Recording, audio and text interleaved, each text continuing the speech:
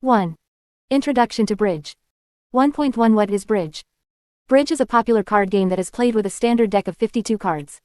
It is a game of skill and strategy that requires 4 players, divided into 2 partnerships.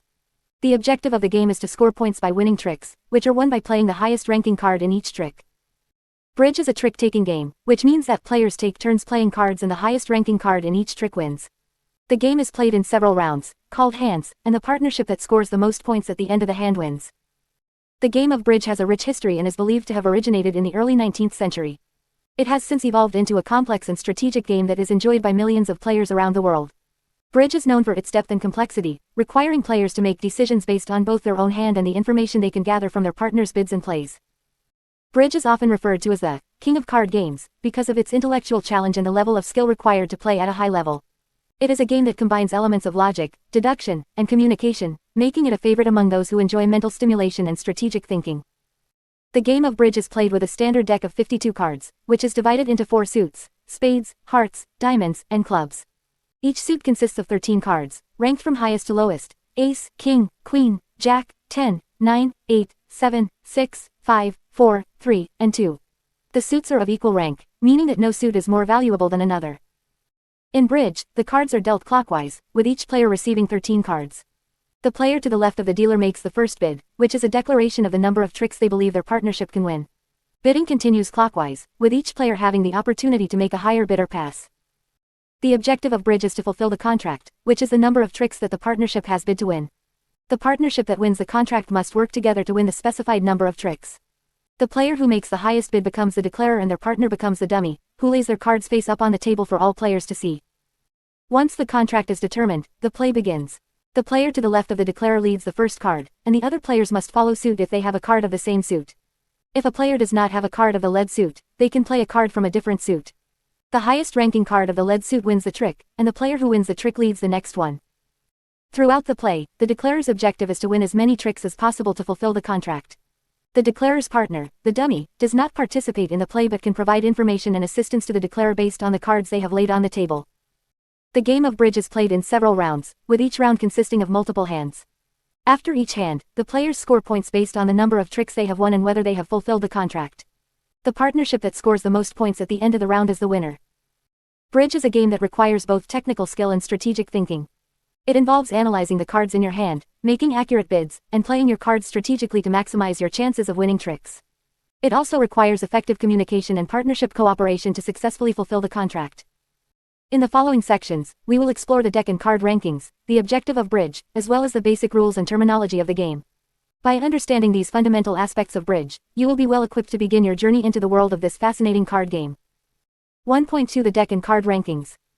In order to play bridge, it is important to understand the deck of cards used and the ranking of the cards. Bridge is typically played with a standard deck of 52 cards, which consists of 4 suits: spades, hearts, diamonds, and clubs. Each suit contains 13 cards, with each card having its own rank and value. The suits. The 4 suits in bridge are equally important and are denoted by different symbols. The spades and clubs are black suits, while the hearts and diamonds are red suits. The suits are used to determine the trump suit during the bidding phase and also play a role in determining the value of the cards during the play of the hand. Card rankings. Within each suit, the cards are ranked from highest to lowest. The ranking of the cards is as follows. Ace A, the highest ranking card in each suit. It is worth the most points and has the most power during the play of the hand. King K, the second highest ranking card in each suit. It is worth fewer points than the ace but is still a strong card. Queen Q, the third highest ranking card in each suit. It is worth fewer points than the king but is still a valuable card. Jack J, the fourth highest ranking card in each suit. It is worth fewer points than the queen but is still considered a strong card. 10, the fifth highest ranking card in each suit. It is worth fewer points than the jack but is still a valuable card. 9, the sixth highest ranking card in each suit. It is worth fewer points than the 10 but is still considered a useful card. 8, the seventh highest ranking card in each suit. It is worth fewer points than the 9 but can still contribute to winning tricks. 7, the 8th highest ranking card in each suit. It is worth fewer points than the 8 but can still be useful in certain situations. 6, the 9th highest ranking card in each suit. It is worth fewer points than the 7 but can still be played strategically. 5, the 10th highest ranking card in each suit. It is worth fewer points than the 6 but can still contribute to winning tricks. 4, the 11th highest ranking card in each suit. It is worth fewer points than the 5 but can still be played strategically. 3, the 12th highest ranking card in each suit. It is worth fewer points than the 4 but can still be useful in certain situations. 2. The lowest ranking card in each suit. It is worth the fewest points but can still be played strategically. Card values. In bridge, each card has a point value associated with it. The point values are used for scoring and determining the strength of a hand. The point values for each card are as follows. Ace, 4 points King, 3 points Queen, 2 points Jack, 1 point. 10, 9, 8, 7, 6, 5, 4, 3, 2, no points. It is important to note that the point values are only used for scoring and evaluating the strength of a hand. During the play of the hand, the objective is to win tricks, and the ranking of the cards within each suit determines which card wins a trick. Card combinations. In bridge, players often need to consider the combinations of cards in their hand. Certain combinations of cards can be particularly powerful and can help in winning tricks. Some common card combinations to be aware of include honors. This refers to the ace, king, queen, and jack of a suit. Holding these cards in a suit can be advantageous as they have a higher likelihood of winning tricks. Long suits. A long suit refers to having a larger number of cards in a particular suit. Having a long suit can be beneficial as it increases the chances of winning tricks in that suit. Short suits. A short suit refers to having a smaller number of cards in a particular suit. Having a short suit can be advantageous when trying to get rid of unwanted cards or when trying to trump opponents' cards. Understanding the deck of cards used in bridge and the ranking of the cards is essential for playing the game effectively. It allows players to evaluate the strength of their hand, make strategic decisions during the bidding and play of the hand, and ultimately work towards achieving the objective of bridge, which will be discussed in the next section. 1.3 The objective of bridge. The objective of bridge is to score points by winning tricks. A trick is a round of 4 cards played, with each player playing 1 card. The player who plays the highest ranking card of the suit led wins the trick and leads the next one. In bridge, there are 2 main objectives, the declarer's objective and the defender's objective. The declarer is the player who won the contract during the bidding phase, and the defenders are the opposing players. Declarer's objective. The declarer's objective is to fulfill the contract that was bid and win as many tricks as possible. The contract specifies the number of tricks the declarer must win in the trump suit or no trump. The declarer's goal is to win at least the number of tricks specified in the contract. To achieve this objective, the declarer must carefully plan and execute their play. They need to consider the distribution of the cards, the strength of their own hand, and the bidding information provided by their partner. The declarer must also try to deduce the distribution of the opponent's cards through their bidding and play. The declarer's strategy involves making a plan for each hand, taking into account the available trumps, the location of high cards, and potential finesses. The declarer must also manage their trumps effectively to maximize their chances of winning tricks. Defender's objective. The defender's objective is to prevent the declarer from fulfilling their contract. They aim to win tricks and set the contract by taking enough tricks to prevent the declarer from reaching their required number. To achieve this objective, the defenders must work together as a team. They need to communicate through their card play and use defensive strategies to disrupt the declarer's plans. This includes making accurate opening leads, signaling to each other through their discards, and using defensive conventions to convey information about their hands. The defender's strategy involves analyzing the declarer's play, deducing the distribution of the cards, and making educated guesses about the location of key cards. They must also try to prevent the declarer from establishing long suits or executing successful finesses. Scoring points. In bridge, points are scored based on the outcome of each hand. The scoring system is based on the contract and the number of tricks won by the declarer. If the declarer fulfills their contract, they score points based on the level of the contract and whether it was doubled or redoubled. If the declarer fails to fulfill their contract, the defenders score points based on the number of tricks they have prevented the declarer from winning. In addition to the contract points, there are also bonus points available for achieving certain milestones, such as bidding and making a game or a slam. These bonus points can significantly impact the overall score. The objective of bridge is not only to score points but also to outperform the opponents. The game requires strategic thinking, communication, and teamwork. It is a mental challenge that rewards skill, experience, and a deep understanding of the game. By understanding the objective of bridge and the strategies involved, you can begin to appreciate the complexity and depth of this fascinating card game. Whether you choose to play as the declarer or defender, the objective remains the same, to outwit your opponents and achieve success at the bridge table. 1.4 Basic Rules and Terminology. In this section, we will cover the basic rules and terminology of bridge. Understanding these fundamental concepts is essential for playing the game effectively and enjoying it to the fullest. Basic rules of bridge. Bridge is a trick-taking game played with a standard deck of 52 cards. The game is played by 4 players, divided into 2 partnerships. The partnerships are referred to as North-South and East-West. The players sit across from each other at a table, with North and South forming one partnership and East and West forming the other. The objective of bridge is to score points by winning tricks. A trick consists of 4 cards, one played by each player in clockwise order. The player who plays the highest ranking card of the suit led wins the trick and leads the next one. The game is divided into two main phases, the bidding phase and the playing phase. During the bidding phase, players communicate information about their hands to their partners through a series of bids. The bidding determines the contract, which specifies the number of tricks the partnership aims to win in the trump suit, if any. Once the contract is determined, the playing phase begins. The player who won the bidding, the declarer, leads the first card, and the other players must follow suit if they can. If a player cannot follow suit, they may play any card. The highest ranking card of the suit led wins the trick, and the declarer's partnership earns points for each trick won beyond the contract. Terminology. To fully understand the game of bridge, it is important to familiarize yourself with the terminology used by players. Here are some key terms you should know. Trick, a set of 4 cards played, one by each player, during a round of play. Suit, one of the 4 categories of cards in a deck: spades, hearts, diamonds, and clubs. Trump, a suit that has been designated as the highest ranking suit for a particular hand. Trump cards can win tricks over cards of other suits. Contract, the number of tricks a partnership commits to winning during the bidding phase. The contract also specifies the trump suit or indicates a no-trump contract. Declarer, the player who won the bidding and aims to fulfill the contract. Dummy, the declarer's partner, whose hand is exposed on the table after the opening lead. Lead, the first card played in a trick. Follow suit, playing a card of the same suit as the one led. Finesse, a technique used to win a trick by playing a lower-ranking card in the hope that an opponent holds the higher-ranking card. Ruff, playing a trump card to win a trick when void in the suit led. Slam, winning all 13 tricks in a hand. Vulnerable, a state in which a partnership can earn bonus points for successful contracts but is also at risk of incurring penalty points for failed contracts. These are just a few of the many terms used in bridge. As you continue to play and learn, you will become more familiar with the language of the game. Understanding the basic rules and terminology of bridge is crucial for becoming a skilled player. In the next section, we will delve into the practical aspects of setting up the game and dealing the cards. 2. Getting started. 2.1 Setting up the game. Before you can start playing bridge, you need to set up the game. This involves preparing the playing area, gathering the necessary materials, and determining the partnerships and seating positions. In this section, we will guide you through the process of setting up the game of bridge.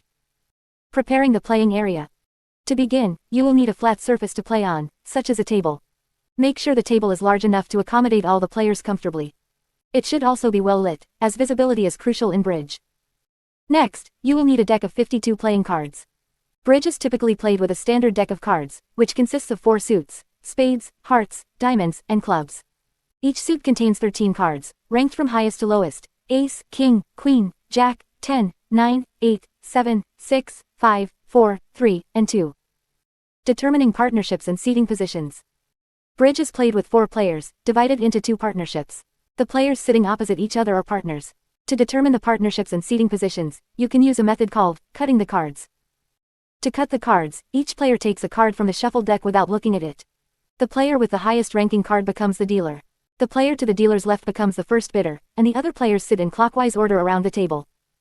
Once the dealer and seating positions are established, the dealer shuffles the deck thoroughly and offers it to the player on their right to cut. The player can cut the deck by taking a portion of the cards from the bottom and placing them on top. This ensures that the cards are well mixed and random. Dealing the cards. After the deck has been cut, the dealer begins dealing the cards. In bridge, each player receives 13 cards, one at a time, in a clockwise direction. The dealer starts by giving each player 1 card, then continues with a second round of cards, and so on until all players have 13 cards. It is important to deal the cards face down and avoid revealing them to other players. This ensures fairness and maintains the element of surprise during the game. The auction. Once the cards have been dealt, the next step is the auction. The auction is a process where players bid to determine the contract for the hand. The contract specifies the number of tricks the partnership aims to win in the trump suit or no trump. The auction begins with the player to the left of the dealer, known as the opener. The opener makes an opening bid, which consists of a number and a suit or no trump. The bid indicates the minimum number of tricks the partnership aims to win in the suit or no trump they prefer. The bidding then proceeds clockwise, with each player having the option to make a higher bid or pass. A bid is considered higher if it either increases the number of tricks or changes the suit or no trump. The auction continues until 3 consecutive players pass. Determining the contract. Once the auction is complete, the final bid becomes the contract for the hand. The player who made the final bid becomes the declarer, and their partner becomes the dummy. The declarer's goal is to fulfill the contract by winning the specified number of tricks. The contract also determines the trump suit or no trump. If a suit was named in the final bid, that suit becomes the trump suit. If no suit was named, it is a no trump contract, and there is no trump suit. Conclusion. Setting up the game of bridge involves preparing the playing area, determining partnerships and seating positions, dealing the cards, and conducting the auction to determine the contract. Once these steps are completed, you are ready to move on to the next phase of the game, playing the hand. 2.2 Dealing the cards. Dealing the cards is an essential part of playing bridge. It is the process of distributing the cards to the players in a fair and random manner. In this section, we will discuss the proper technique for dealing the cards and the responsibilities of the dealer. The dealer. In bridge, the dealer is responsible for shuffling the cards, distributing them to the players, and managing the bidding process. The dealer rotates clockwise after each hand, so that each player has a chance to be the dealer. The dealer is also responsible for keeping track of the score and ensuring that the game is played according to the rules. Shuffling the cards. Before dealing the cards, it is important to shuffle them thoroughly to ensure that they are randomized. There are different shuffling techniques, but the most common one is the riffle shuffle. To perform a riffle shuffle, divide the deck into 2 equal halves and then interleave the cards by releasing them from each hand, allowing them to fall alternately. Repeat this process several times to achieve a good mix of the cards. Cutting the deck. After shuffling, the deck should be presented to the player on the dealer's right for cutting. Cutting the deck involves separating it into 2 parts by inserting a portion of the deck into the middle. The player can then choose to cut the deck or simply tap it to indicate that they are satisfied with the shuffle. Once the deck is cut, the dealer should not disturb the order of the cards. Dealing the cards. Once the deck has been shuffled and cut, the dealer can begin distributing the cards. In bridge, each player is dealt 13 cards, one at a time, in a clockwise direction. The dealer starts by giving each player 1 card, then continues to distribute the remaining cards until each player has a full hand of 13 cards. The dealer should be careful to ensure that the cards are dealt face down and that no player sees the face of another player's cards. It is important to maintain the integrity of the game and prevent any unfair advantage. The auction. After the cards have been dealt, the bidding process begins. The dealer starts the auction by making the first call, which is known as the opening bid. The bidding continues clockwise, with each player having the opportunity to make a bid or pass. The bidding process is a crucial part of bridge, as it determines the final contract and the declarer. During the auction, players use a bidding system to communicate information about their hand strength and distribution. This allows them to find the best contract for their partnership. We will discuss the bidding system in more detail in section 2.3. The dummy. Once the bidding is complete, the player who won the contract becomes the declarer, and their partner becomes the dummy. The dummy's cards are then placed face up on the table for all players to see. The declarer plays both their own hand and the dummy's hand, while the other 2 players become the defenders. Conclusion. Dealing the cards is a crucial step in playing bridge. It ensures that the game is fair and that each player has an equal chance of success. Remember to shuffle the cards thoroughly, cut the deck, and deal the cards in a clockwise direction. The bidding process follows the dealing, and the declarer and dummy are determined. In the next section, we will delve into the intricacies of bidding in bridge. 2.3 Bidding. Bidding is a crucial aspect of playing bridge. It is the process by which players communicate information about their hands to their partners and make decisions about the final contract. The bidding phase occurs after the cards have been dealt and before the actual play of the hand begins. In this section, we will explore the basics of bidding in bridge. The purpose of bidding. The primary goal of bidding in bridge is to determine the final contract, which specifies the number of tricks the partnership aims to win and the trump suit or no trump option. The contract is determined through a series of bids made by the players, each conveying information about their hand strength, distribution, and potential for winning tricks. The bidding process. The bidding process involves players taking turns to make bids, starting with the dealer and proceeding clockwise. A bid consists of a number and a suit or the term, no trump. The number represents the minimum number of tricks the partnership aims to win, and the suit or no trump option indicates the trump suit or lack thereof. Opening bids. The player to the left of the dealer makes the first bid, known as the opening bid. The opening bid should convey information about the strength and distribution of the hand. There are specific guidelines for opening bids, which vary depending on the bidding system being used. In general, an opening bid should have a minimum of 12 to 13 high card points, HCP, and meet certain distributional requirements. Responding to opening bids. After the opening bid, the subsequent players have the opportunity to respond. The responses convey information about the strength and distribution of their hands, helping the partnership to determine the final contract.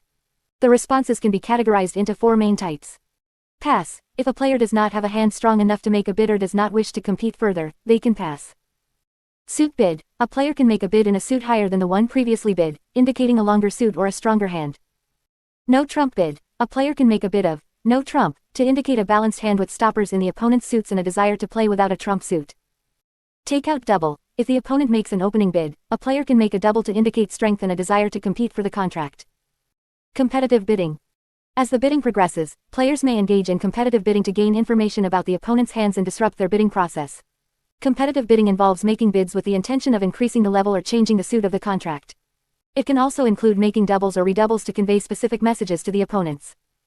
Conventions and systems. Bridge has a wide range of bidding conventions and systems that players can use to convey more specific information about their hands. These conventions and systems are pre-established agreements that partners can use to communicate various aspects of their hands, such as specific point ranges, distributional features, and special bids. Some popular conventions include Stayman, Blackwood, and Jacobi transfers. Advanced bidding techniques. Once players have a solid understanding of the basics of bidding, they can explore advanced bidding techniques to further refine their communication and decision-making processes. These techniques include cue bidding, slam bidding, and advanced conventions that allow players to convey more precise information about their hands. Bidding etiquette. It is essential to maintain proper etiquette during the bidding process. Players should avoid unnecessary chatter, maintain a steady pace of bidding, and avoid making misleading bids or signals. It is also crucial to be respectful and considerate towards your partner and opponents during the bidding phase. Practice and experience. Bidding is a skill that improves with practice and experience. It is recommended to play bridge regularly and participate in bridge clubs or online platforms to gain exposure to different bidding situations and strategies. Analyzing your bidding decisions and learning from your mistakes will help you refine your bidding skills over time. In the next section, we will delve into the intricacies of playing the hand, including planning the play, winning tricks, and managing trumps. 2.4 Playing the hand. Once the bidding phase is complete, it's time to start playing the hand. This is where the real excitement of bridge begins, as you and your partner work together to take tricks and achieve your contract. In this section, we will explore the basic strategies and techniques involved in playing the hand effectively. 2.4.1 The opening lead. The player to the left of the declarer, the person who won the contract, makes the opening lead. The opening lead is an important decision, as it sets the tone for the rest of the hand. The goal of the opening lead is to disrupt the declarer's plans and give your partnership the best chance of taking tricks. When choosing an opening lead, there are several factors to consider. One important factor is the bidding. The bidding can give you clues about the declarer's distribution and potential strength in certain suits. For example, if the declarer has bid a suit multiple times, it is likely that they have a strong holding in that suit. Another factor to consider is the strength of your own hand. If you have a strong suit, it may be beneficial to lead from that suit to establish it as a source of tricks for your partnership. On the other hand, if you have a weak hand, it may be better to lead from a suit that the declarer has bid, in order to disrupt their plans. It is also important to consider the vulnerability. If your partnership is vulnerable, you may want to take more risks with your opening lead in order to try and set the contract. If you are not vulnerable, you may want to play more conservatively and focus on taking tricks rather than setting the contract. 2.4.2 Communication and signals. Once the opening lead has been made, the declarer plays a card from their hand, and the other players must follow suit if they can. The goal of the declarer is to take as many tricks as possible, while the defenders aim to prevent the declarer from making their contract. Communication between partners is crucial in bridge. By exchanging information through the cards they play, partners can convey important information about their holdings and help each other make the best decisions. One common way to communicate is through signals. There are various types of signals that partners can use to convey information. One common signal is the attitude signal, where a defender plays a high card to show they like the suit and a low card to show they dislike it. Another signal is the count signal, where a defender plays their cards in a specific order to indicate the number of cards they hold in a particular suit. It is important to establish a clear system of signals with your partner before playing. This will help you understand each other's signals and make better decisions during the play of the hand. 2.4.3 Establishing and running suits. One of the key strategies in playing the hand is establishing and running suits. This involves taking tricks in a particular suit in order to exhaust the opponent's cards in that suit and establish it as a source of tricks for your partnership. To establish a suit, you need to have enough high cards in that suit to take tricks. If you have a long suit, many cards in a particular suit, you can start by leading from that suit and forcing the opponents to play their high cards. This will help you establish the suit and potentially take additional tricks later on. Running a suit involves taking tricks in that suit consecutively.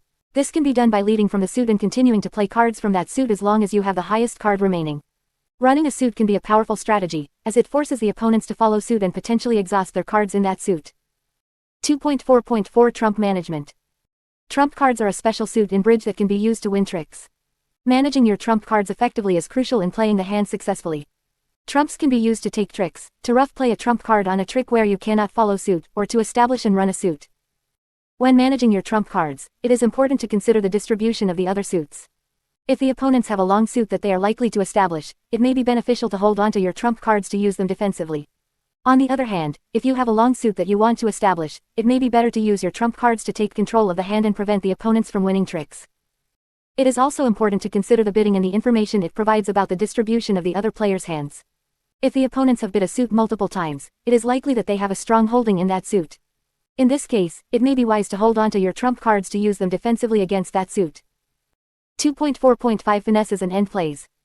Finesses and end plays are advanced techniques that can be used to gain extra tricks in a hand.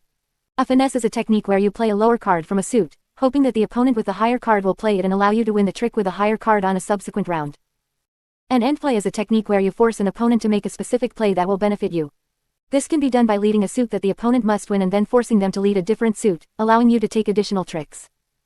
Finesses and end plays require careful planning and analysis of the opponent's cards. They can be risky, but when executed successfully, they can lead to significant gains in the number of tricks taken. Conclusion.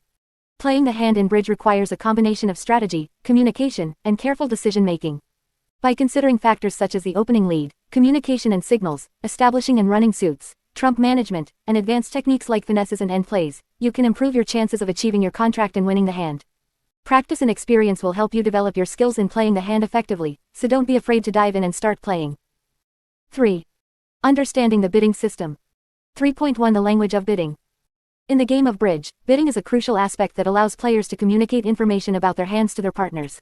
The bidding process involves a series of verbal or written exchanges, where players make bids to indicate the strength and distribution of their cards. This section will introduce you to the language of bidding in bridge, including the basic bidding concepts, the meaning of different bids, and the conventions used in the bidding system. Basic bidding concepts. Before diving into the specific bids and conventions, it is essential to understand some fundamental concepts of bidding in bridge. These concepts form the foundation of the bidding system and help players convey information effectively. 1. Suit and rank. In bridge, there are 4 suits: spades, hearts, diamonds, and clubs. Each suit has a rank, with spades being the highest and clubs being the lowest. The rank of suits is crucial in determining the strength of a bid and the trump suit during the play. 2. High card points (HCP). High card points are used to evaluate the strength of a hand. Each ace is worth 4 points, each king is worth 3 points, each queen is worth 2 points, and each jack is worth 1 point. The total number of high card points in a hand helps players determine the level of their bids. 3. Distribution points. Apart from high card points, the distribution of suits in a hand also affects the bidding. Long suits, suits with more cards, and short suits, suits with fewer cards, can add extra value to a hand. Players can assign distribution points to their hand based on the length and quality of their suits. 4. Opening bid. The opening bid is the first bid made by a player in the auction. It is usually made by the player with the strongest hand. The opening bid serves multiple purposes, such as indicating the strength of the hand, the distribution of suits, and the desired contract. Meaning of different bids. In bridge, each bid has a specific meaning and conveys different information to the partner. Understanding the meaning of different bids is crucial for effective communication during the bidding process. Here are some common types of bids and their meanings. 1. Suit bids. 1-level suit bids. Bidding at the 1 level in a suit indicates a relatively weak hand, around 12 to 16 high card points, with a long suit of at least 5 cards.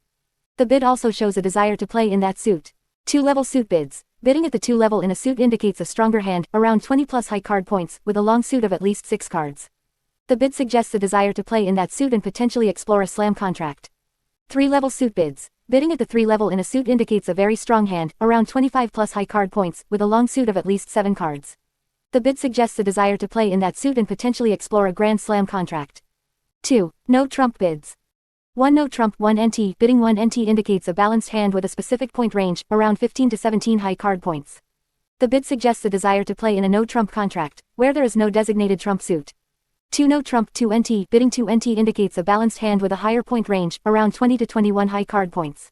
The bid suggests a desire to play in a no trump contract and potentially explore a slam contract. 3. Opening bids in minor suits. 1 club 1C. Bidding 1C indicates a relatively strong hand, around 16 plus high card points, with a long suit of at least 5 clubs. The bid suggests a desire to play in a club contract. 1 diamond 1D. Bidding 1D indicates a relatively strong hand, around 16 plus high card points, with a long suit of at least 5 diamonds.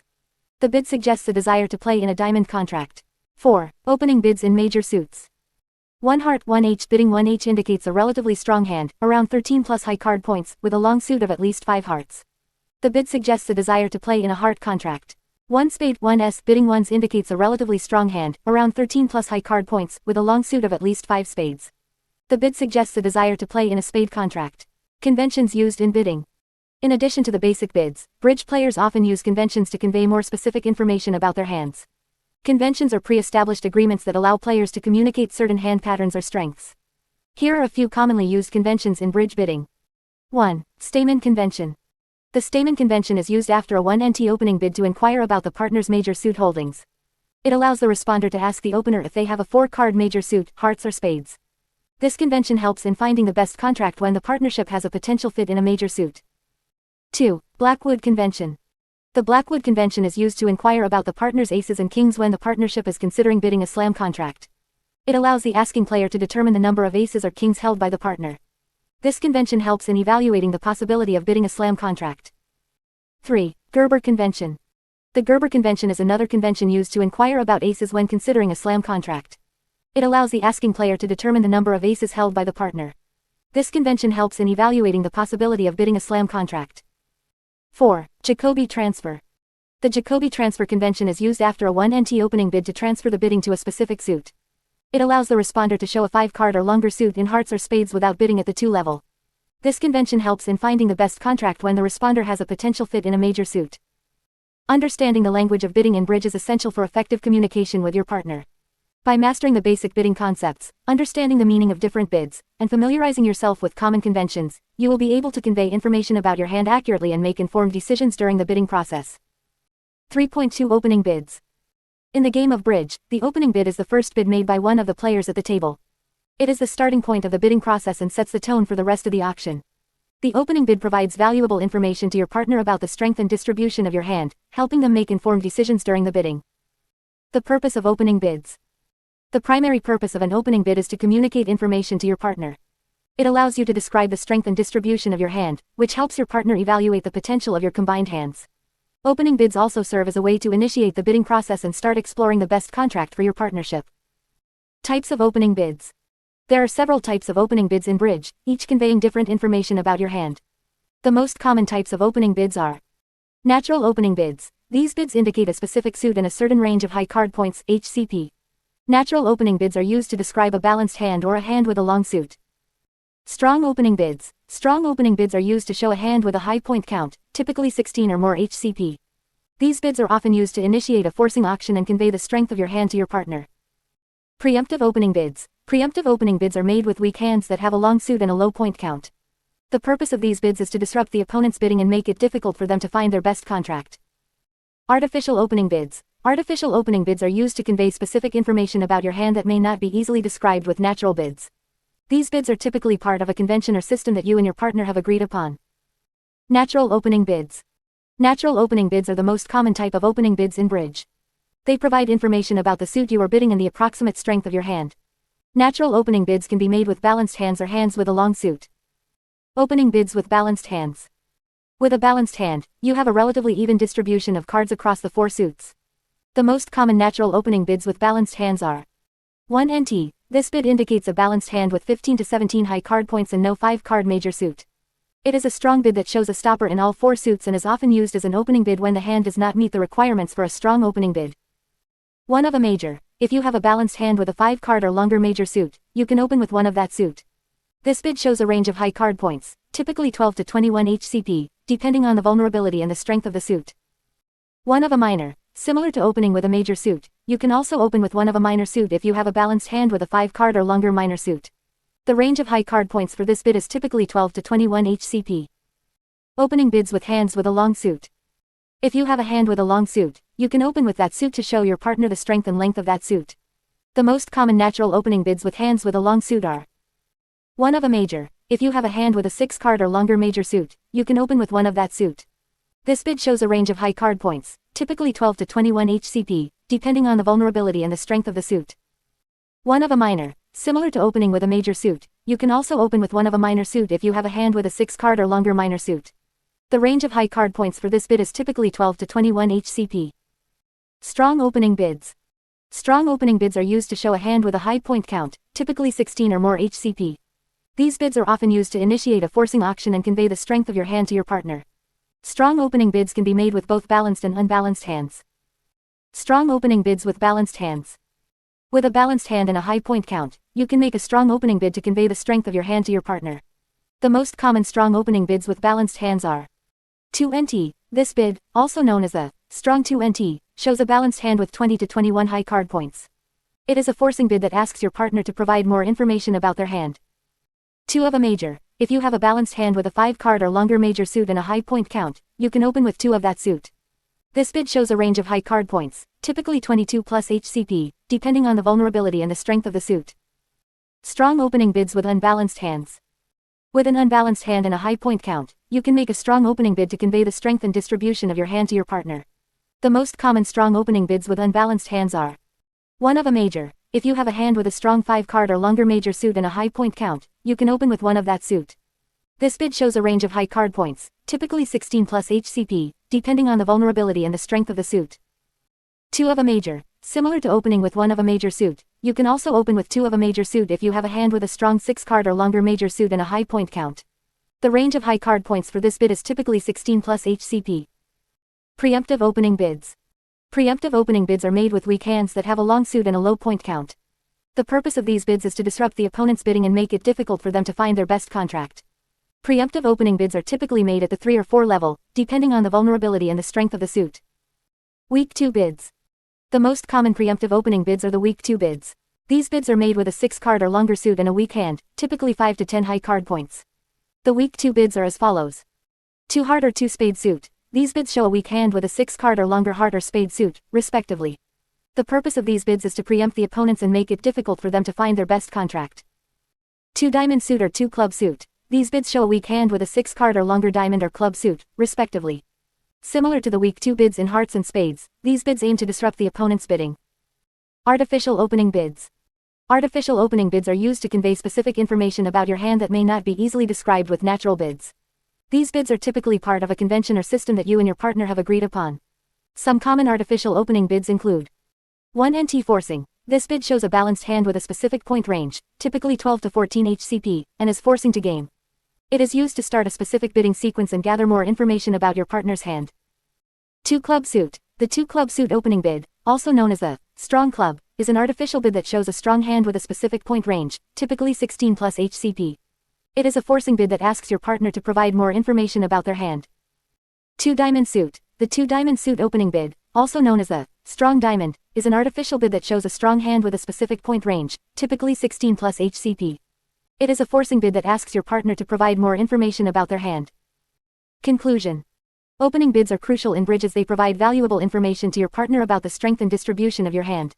By understanding the different types of opening bids and their meanings, you can effectively communicate with your partner and work towards finding the best contract for your partnership.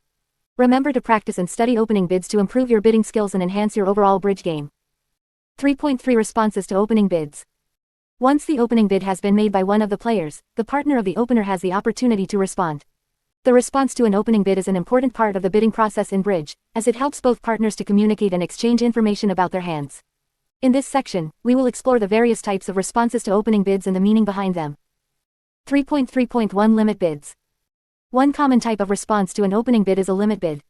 A limit bid is used to indicate a specific range of point values in the responder's hand. The purpose of a limit bid is to help the opener to evaluate the strength of the responder's hand and make further bidding decisions accordingly. There are 2 types of limit bids: minimum limit bids and maximum limit bids. A minimum limit bid is made when the responder has the minimum number of points required to respond to the opening bid. It usually indicates a weaker hand and a desire to keep the bidding low. On the other hand, a maximum limit bid is made when the responder has the maximum number of points required to respond to the opening bid. It usually indicates a stronger hand and a desire to explore higher level contracts. 3.3.2 Suit responses. Another type of response to an opening bid is a suit response. A suit response is made when the responder has a long suit, at least 4 cards, in a specific suit and wants to communicate this information to the opener. The suit response helps the opener to evaluate the responder's hand and determine the best contract to bid.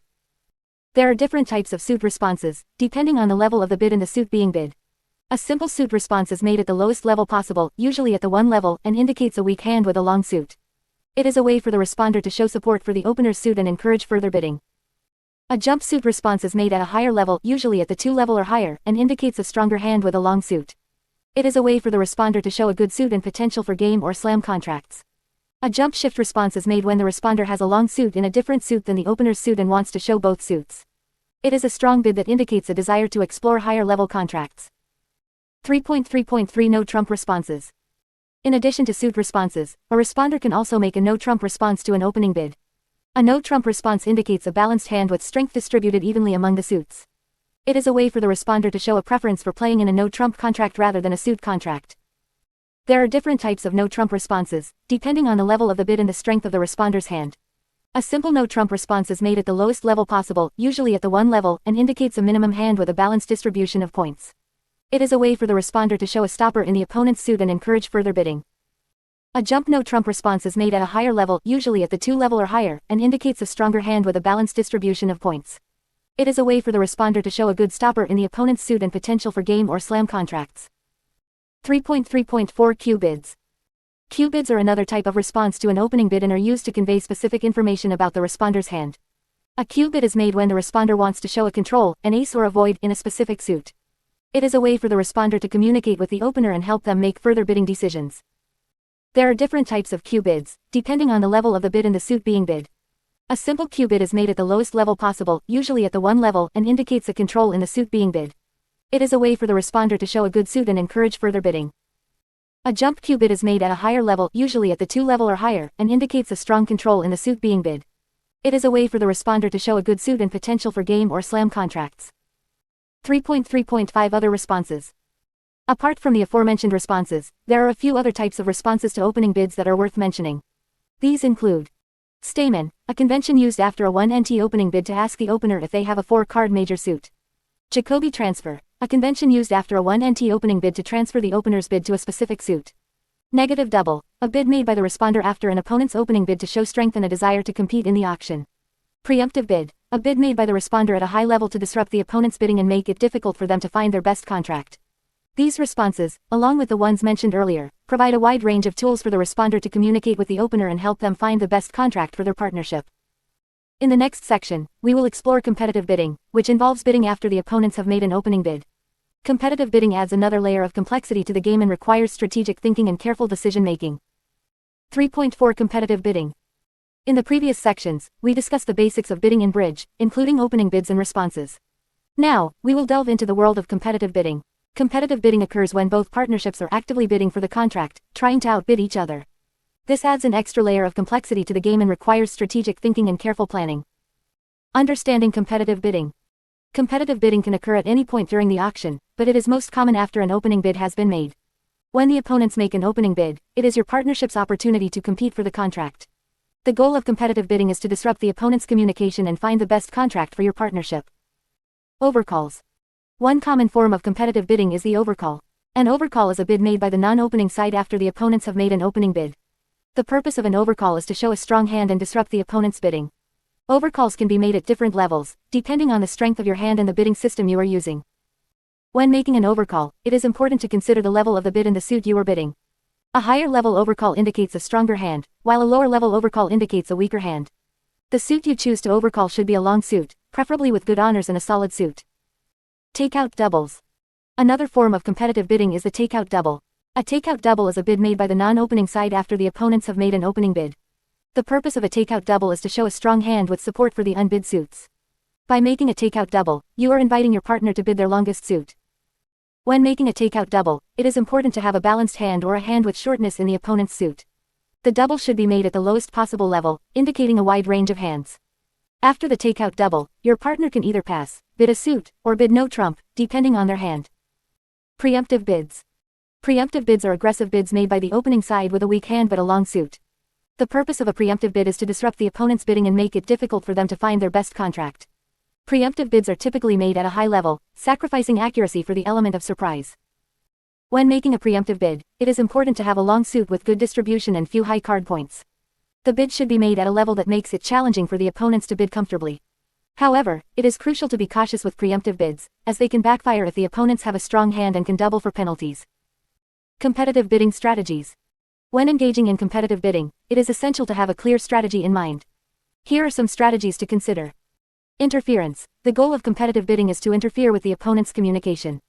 By making aggressive bids and showing strength, you can disrupt their bidding sequence and make it harder for them to find their best contract. Supporting partner. When your partner makes a competitive bid, it is important to support them if you have the appropriate hand. This can be done by bidding a suit or raising their bid to a higher level. Supporting your partner's bid shows unity and increases the chances of finding the best contract. Keeping the opponents guessing. It is crucial to keep the opponents guessing about your hand. By making unconventional bids or using conventions, you can confuse the opponents and make it harder for them to accurately assess your hand. Balancing. Balancing is a bidding technique used when the opponents have bid and your partner has passed. In this situation, you can make a bid to show strength and disrupt the opponent's bidding. Balancing bids should be made with caution, as they can lead to penalties if the opponents have a strong hand. Conventions in competitive bidding. Competitive bidding often involves the use of conventions to convey specific information to your partner. Some common conventions used in competitive bidding include negative double. A negative double is a bid made by the responder after the opponents have made an opening bid. It shows support for the unbid suits and a desire to compete for the contract. Support doubles. Support doubles are used to show support for partner's suit and invite them to bid further. They are typically made after the opponents have made an overcall. Q bids. Q bids are used to show control of a suit and invite partner to bid slam. They are typically made after the opponents have made a preemptive bid. Michael's Q bid. The Michael's Q bid is used to show a two-suited hand, typically the two highest-ranking unbid suits. It is a preemptive bid made after the opponents have made an opening bid. Conclusion. Competitive bidding adds excitement and complexity to the game of bridge. By understanding the different forms of competitive bidding and employing strategic thinking, you can disrupt the opponent's bidding and find the best contract for your partnership. Remember to communicate effectively with your partner and use conventions to convey important information. With practice and experience, you will become a skilled competitor at the bridge table. 3.5 Conventions and Systems. In the game of bridge, conventions and systems play a crucial role in enhancing communication between partners and improving bidding accuracy. Conventions are predefined agreements that allow players to convey specific information about their hand to their partner. Systems, on the other hand, refer to the overall approach and set of conventions that a partnership uses to communicate during the bidding process. 3.5.1 Common Conventions. There are numerous conventions in bridge, each serving a specific purpose. Here are some of the most commonly used conventions. Stamen. Stamen is a popular convention used by the responder after the opener's 1-NT, 1-no-trump bid. Its purpose is to inquire about the presence of a 4-card major suit in the opener's hand. If the opener has a 4-card major suit, they will respond accordingly, allowing the partnership to potentially find a better fit. Jacoby transfers. Jacoby transfers are used after the opener's 1-NT bid when the responder has a 5-card major suit. By using this convention, the responder can transfer the contract to the opener's suit, allowing the stronger hand to become the declarer. Blackwood. Blackwood is a convention used to inquire about the number of aces or keycards, aces and the king of trumps, that the partner holds. This convention is particularly useful when the partnership is considering bidding for a slam, a contract with 12 or more tricks. Gerber. Gerber is another convention used to inquire about the number of aces. It is similar to Blackwood but is used when the partnership is considering bidding for a slam after a suit has been agreed upon. Stamen and Jacoby transfers after 2-NT. Similar to their counterparts after a 1-NT bid, Stamen and Jacoby transfers can also be used after a 2-NT, 2-no-trump bid. These conventions help the partnership find the best contract when the opener has a balanced hand with a strong 5-card major suit. Negative doubles. Negative doubles are used by the responder to show a good hand with support for the unbid suits after the opponents have made an opening bid. This convention allows the partnership to compete effectively against the opponent's bidding. 3.5.2 Bidding Systems. Bidding systems provide a framework for partners to communicate their hand strength, distribution, and specific features. There are various bidding systems used in bridge, each with its own strengths and weaknesses. Here are a few popular bidding systems. Standard American. Standard American is one of the most widely used bidding systems in North America. It is a natural system that focuses on a strong 1-NT opening bid, strong 2-level opening bids, and a wide range of responses and rebids.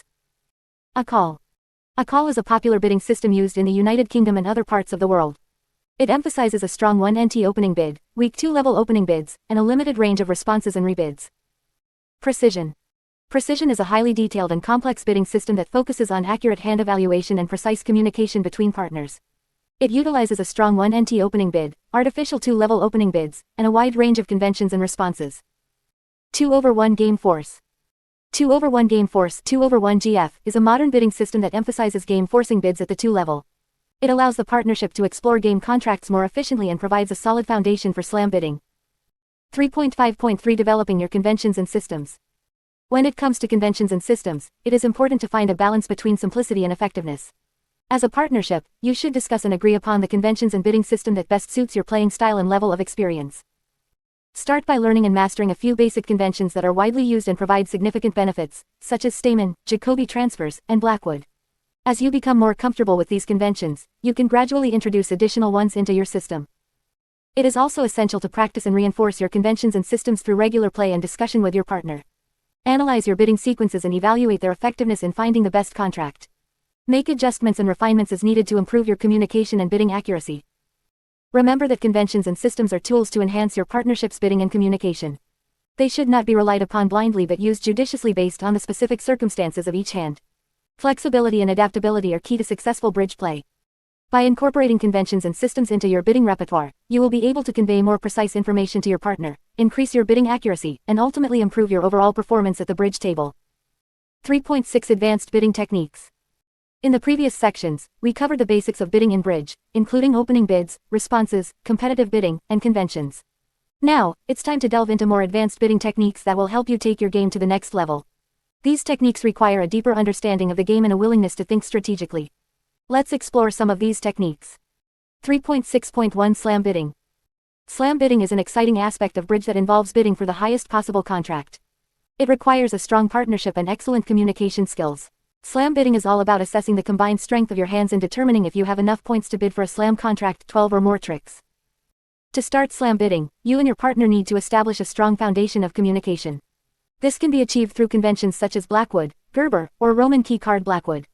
These conventions help you and your partner exchange information about the number of aces or key cards, aces and kings, you hold. Once you have established the number of aces or key cards, you can use cue bidding to explore the possibility of bidding for a slam. Cue bidding involves bidding the opponent's suit to show control or strength in that suit. For example, if your partner opens with 1 spade suit and you hold the ace of spades, you can bid 4 spade suit to show that you have control of the spade suit. Another advanced technique in slam bidding is the use of control showing cue bids. These bids help you and your partner determine the presence of specific key cards, such as the queen of trumps or the king of a side suit. By using control showing cue bids, you can narrow down the possibilities and make more accurate decisions about bidding for a slam. Remember, slam bidding requires careful evaluation of your hand's strength, distribution, and the combined strength of your partnership. It's important to communicate effectively with your partner and use conventions and cue bids to exchange information accurately. 3.6.2 Preemptive Bidding. Preemptive bidding is a strategic technique used to disrupt the opponent's bidding and make it difficult for them to find their optimal contract. It involves making aggressive bids with weaker hands, typically with long suits and few high card points. The goal of preemptive bidding is to push the opponents to bid at a higher level than they would like, potentially leading to a suboptimal contract. To preempt, you need to have a long suit, usually at least 6 cards, and a weak hand, less than 12 high card points. The idea is to bid at a higher level than necessary, forcing the opponents to bid at a higher level or risk being pushed too high. For example, if you have a weak hand with a long suit in hearts, you can bid 3 heart or even 4 heart to make it challenging for the opponents to find their best contract. Preemptive bidding can be a double-edged sword. While it can disrupt the opponent's bidding, it also provides them with valuable information about your hand. Therefore, it's crucial to use preemptive bids selectively and with caution. It's also important to have a good understanding of your partnership agreements regarding preemptive bidding, as it can vary from partnership to partnership. 3.6.3 Sacrifice Bidding. Sacrifice bidding is a technique used when you believe that the opponents are heading towards a game or slam contract that will score more points than your contract. Instead of allowing them to make their contract, you bid at a higher level to sacrifice and minimize their potential gains. Sacrifice bidding requires careful evaluation of the opponent's bidding in your own hand. You need to consider the potential gains and losses of sacrificing. If the opponent's contract is likely to score significantly more points than your sacrifice bid, it may be worth sacrificing. However, if the difference in points is minimal, it may be better to let them play their contract. When making a sacrifice bid, it's important to communicate with your partner and inform them about your intentions. This allows your partner to make an informed decision about whether to support your sacrifice bid or let the opponents play their contract. 3.6.4 Unusual No Trump. The unusual no trump convention is a bidding technique used to show a 2-suited hand with at least 5 cards in each suit. It is typically used in response to an opponent's opening bid. The unusual no trump bid is made at the 2 level, 2NT, and shows the 2 lowest unbid suits. The purpose of the unusual no trump bid is to disrupt the opponent's bidding and make it difficult for them to find their optimal contract. It also provides valuable information to your partner about the distribution of your hand. For example, if your right-hand opponent opens with 1 spade suit, and you hold a hand with 5 hearts and 5 clubs, you can make a bid of 2NT to show your 2-suited hand. This bid alerts your partner to the presence of both hearts and clubs in your hand. The unusual no-trump convention can be a powerful tool in competitive bidding, as it allows you to convey specific information about your hand while making it challenging for the opponents to find their best contract. 3.6.5 2/1 Game Force. The 2/1 Game Force 2/1 GF is a popular bidding system used by many advanced players. It is an extension of the standard American bidding system and is designed to improve the accuracy of game forcing bids. In the 2/1 GF system, a bid of 1 diamond suit followed by a bid of 2 diamond suit is game forcing. This means that if you and your partner have a combined strength of at least game level 25 high card points or more, you are committed to bidding at least game. This system allows you to explore the possibility of reaching a game contract more efficiently. The 2/1 GF system also introduces a new response to a one-level opening bid. Instead of a simple raise, a bid of 1 NT is used as a forcing bid. This bid shows a balanced hand with 6 to 10 high card points and denies support for the opener's suit. It allows you to gather more information about your partner's hand before making further bids. The 2/1 GF system requires a higher level of partnership understanding and coordination. It allows for more accurate communication and better decision-making in the bidding process. Conclusion. Advanced bidding techniques in bridge require a deeper understanding of the game and a willingness to think strategically. Slam bidding, preemptive bidding, sacrifice bidding, unusual no trump, and the 2/1 game force system are just a few examples of the many advanced techniques available to bridge players. As you continue to improve your bidding skills, it's important to practice and study different bidding systems and conventions. Analyze your play, learn from your mistakes, and seek opportunities to play with experienced partners. By incorporating these advanced bidding techniques into your game, you'll be able to make more accurate and informed decisions at the bridge table. 4. Playing the hand. 4.1 Planning the play. Once the bidding is complete and the contract has been determined, it's time to start planning the play of the hand. This is where you strategize and make decisions on how to achieve the maximum number of tricks possible. Planning the play requires careful consideration of the distribution of the cards, the strength of your hand, and the potential pitfalls that may arise during the course of the hand. Assessing your hand. The first step in planning the play is to assess the strength of your hand. Evaluate the number of high card points (HCP) you hold, as well as the distribution of suits and potential long suits. High card points are assigned to each card based on its rank: Ace 4 points, King 3 points, Queen 2 points, and Jack 1 point. Add up the points in your hand to get an overall sense of its strength.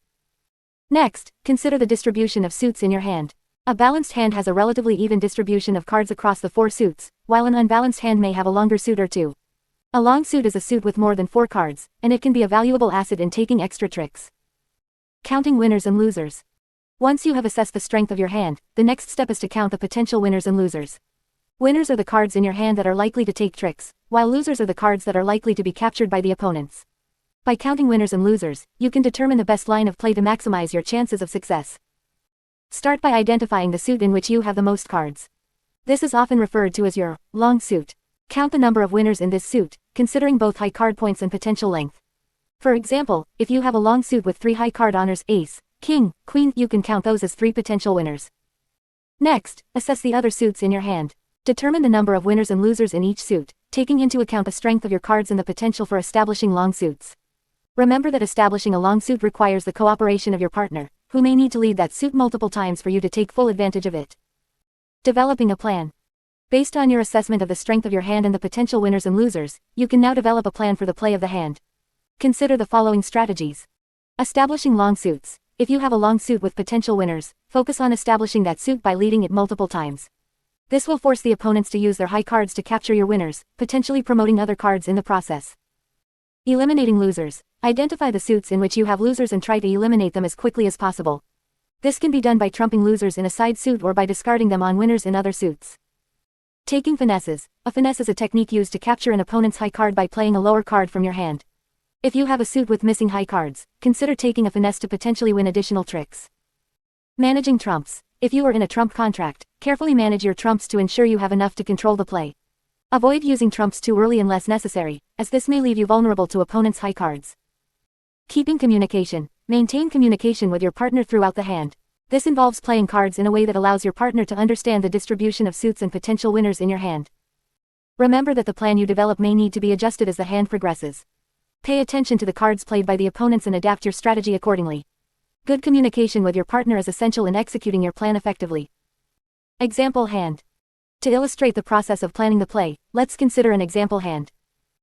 North. Spade suit KQJ 109876, heart AKQJ10, diamond suit AKQ, club suit South, spade suit A, heart 987654332, diamond suit J10987, club suit 6. In this hand, South is the declarer in a contract of 6 heart. South's assessment of the hand reveals a strong holding with a long suit in hearts. The high card points in South's hand amount to 20, and the hearts suit has 10 potential winners. South's plan for the play of the hand would involve establishing the hearts suit by leading it multiple times. South would also need to manage the trumps carefully to avoid losing control of the hand. By counting winners and losers and developing a solid plan, South can increase the chances of fulfilling the contract and scoring maximum points. Remember, planning the play is a crucial aspect of bridge. It requires careful analysis of your hand's strength, distribution, and potential winners and losers. By developing a solid plan and adapting it as the hand progresses, you can improve your chances of success and maximize your trick-taking potential. 4.2 Winning tricks. In the game of bridge, the ultimate goal is to win tricks. A trick consists of 4 cards, one played by each player in turn. The player who plays the highest ranking card of the suit led wins the trick and leads the next one. Winning tricks is crucial for achieving your contract and maximizing your score. In this section, we will explore various strategies and techniques to help you win tricks effectively. Understanding card rankings. Before we delve into winning tricks, it is essential to have a solid understanding of card rankings. In bridge, the cards are ranked from highest to lowest: ace, king, queen, jack, 10, 9, 8, 7, 6, 5, 4, 3, 2. Each suit has its own ranking, and the trump suit, if any, outranks all other suits. It is crucial to keep these rankings in mind when planning your play. Counting winners and losers. One of the first steps in winning tricks is to count the number of winners and losers in your hand. A winner is a card that will take a trick if played, while a loser is a card that will be captured by an opponent's higher ranking card. By assessing the number of winners and losers, you can determine the best line of play to maximize your chances of success. To count winners and losers, start by evaluating your long suits. Long suits are those with more than 4 cards. Each card in a long suit is a potential winner, assuming no higher ranking cards are held by the opponents. Additionally, consider any high-ranking cards in short suits, as they may also contribute to winning tricks. Establishing and promoting winners. Once you have assessed the number of potential winners in your hand, the next step is to establish and promote them. Establishing a winner involves playing the suit repeatedly until all higher-ranking cards have been played by the opponents. This allows your lower-ranking cards to become winners. Promoting a winner involves using other suits to force out higher-ranking cards from the opponent's hands. By doing so, you create opportunities for your lower-ranking cards to become winners. This technique is particularly useful when you have a long suit with potential winners but need to remove the opponent's high-ranking cards first. Timing and finesse. Timing is crucial in bridge when it comes to winning tricks. It involves playing your cards in the right order to maximize your chances of success. By carefully considering the timing of your plays, you can create opportunities to win additional tricks. Finesse is a technique used to win tricks when you have a missing high-ranking card. It involves leading a lower-ranking card from a suit, hoping that an opponent holds the missing higher-ranking card. If the opponent plays the missing card, you can play your higher-ranking card on a subsequent trick to win the trick. Trump management. When a trump suit is in play, managing your trumps effectively is essential for winning tricks. Trumps have the power to capture cards from other suits, including high-ranking cards. By carefully considering when to play your trumps, you can control the flow of the game and increase your chances of winning tricks. One common strategy is to hold on to your trumps until the opponents have played most of theirs. This allows you to capture their high-ranking cards and potentially establish winners in other suits. However, be cautious not to hold on to your trumps for too long, as you may miss opportunities to win tricks earlier in the hand. Reading the opponent's cards. To increase your chances of winning tricks, it is crucial to pay attention to the cards played by the opponents. By observing their plays, you can gain valuable information about the distribution of the cards and adjust your strategy accordingly. One technique is to watch for signals from the opponents through their discards or the cards they play. For example, if an opponent discards a high-ranking card in a particular suit, it may indicate that they are weak in that suit. This information can help you plan your plays and win additional tricks. Communication with your partner. Effective communication with your partner is vital in bridge, especially when it comes to winning tricks. By exchanging information through bidding and card play, you can coordinate your efforts and maximize your chances of success. One technique is to use signals during the play of the hand to convey specific information to your partner. For example, playing a high-ranking card in a suit may indicate strength in that suit, while playing a low-ranking card may indicate weakness. By using these signals, you can help your partner make informed decisions and win more tricks. Practice and experience. Winning tricks in bridge requires practice and experience.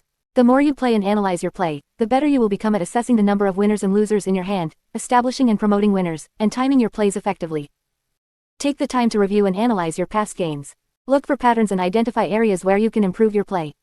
Additionally, consider studying books, articles, and online resources to learn from experienced players and expand your knowledge of winning tricks. Remember, winning tricks is not just about luck but also about skill and strategy. By employing the techniques and strategies discussed in this section, you can enhance your ability to win tricks and ultimately improve your overall performance in the game of bridge. 4.3 Trump management. In the game of bridge, trump management is a crucial aspect of playing the hand effectively. Trumps are the suit that has been designated as the highest-ranking suit for a particular hand. Managing trumps involves making strategic decisions about when to play trumps, how to use them to your advantage, and when to conserve them for later in the hand. The role of trumps. Trumps play a significant role in bridge because they have the power to win tricks over other suits.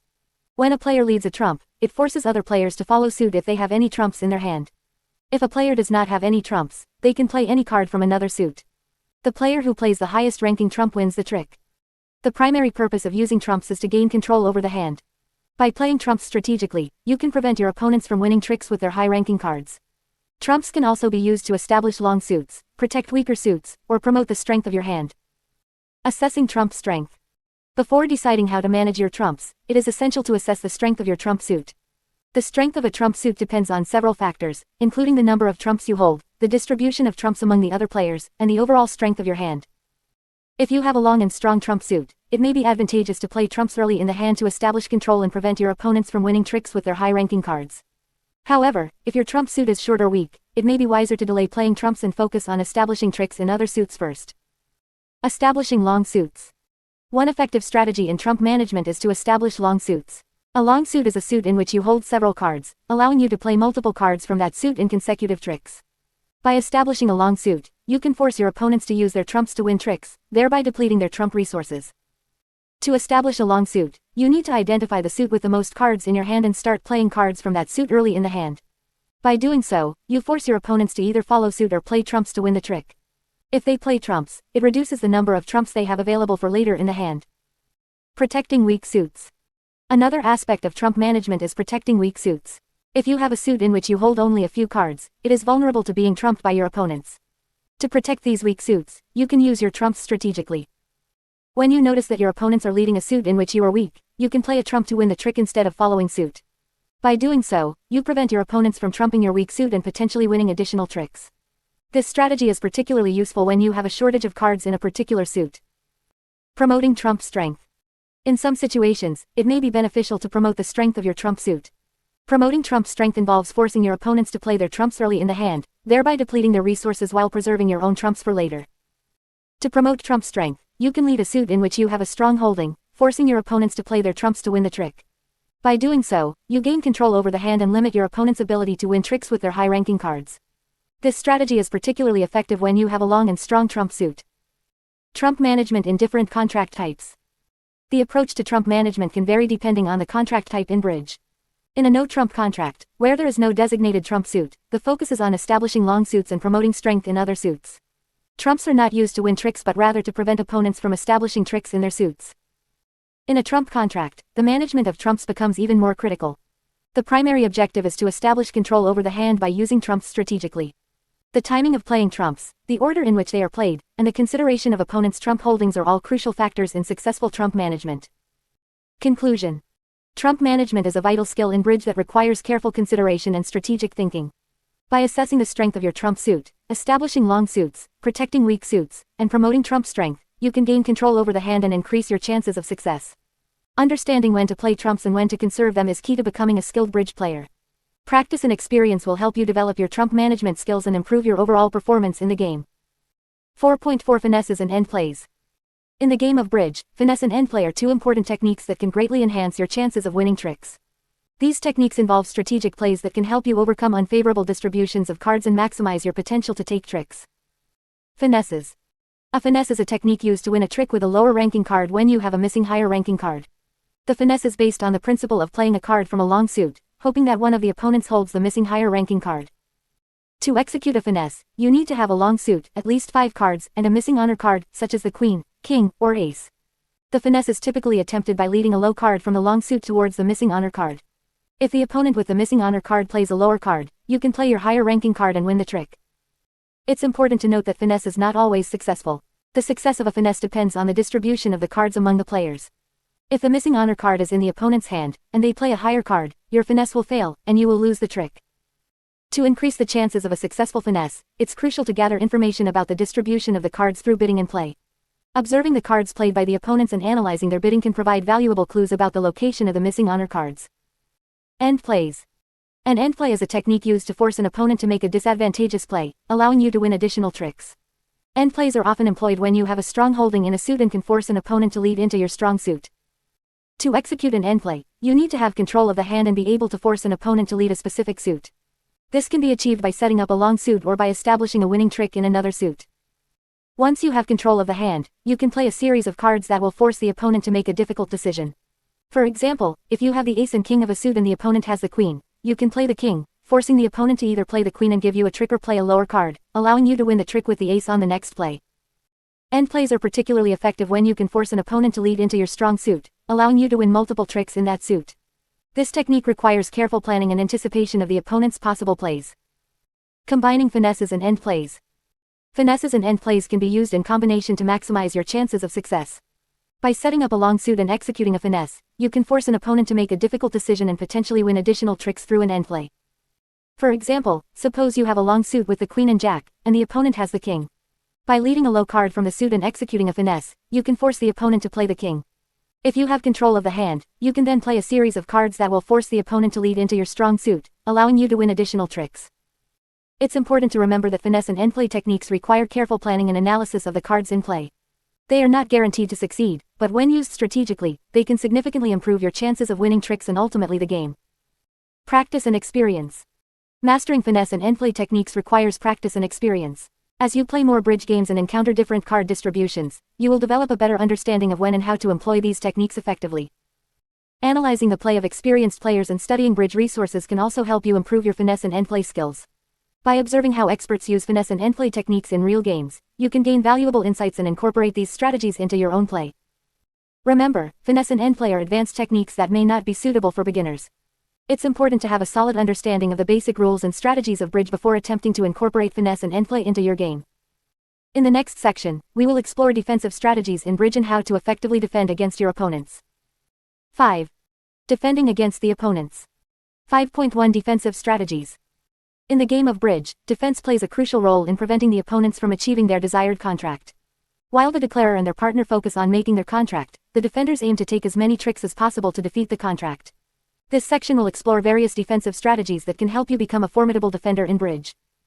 Understanding the contract. Before delving into defensive strategies, it is essential to have a clear understanding of the contract. The contract specifies the number of tricks the declarer must take to fulfill their bid. By knowing the contract, defenders can plan their defense accordingly. Communication and partnership. Effective communication and partnership between the defenders are vital for successful defense. It is crucial to establish a clear line of communication with your partner to exchange information about your hand and the bidding. This communication can help you make informed decisions during the play. Active defense. Active defense involves taking the initiative and putting pressure on the declarer.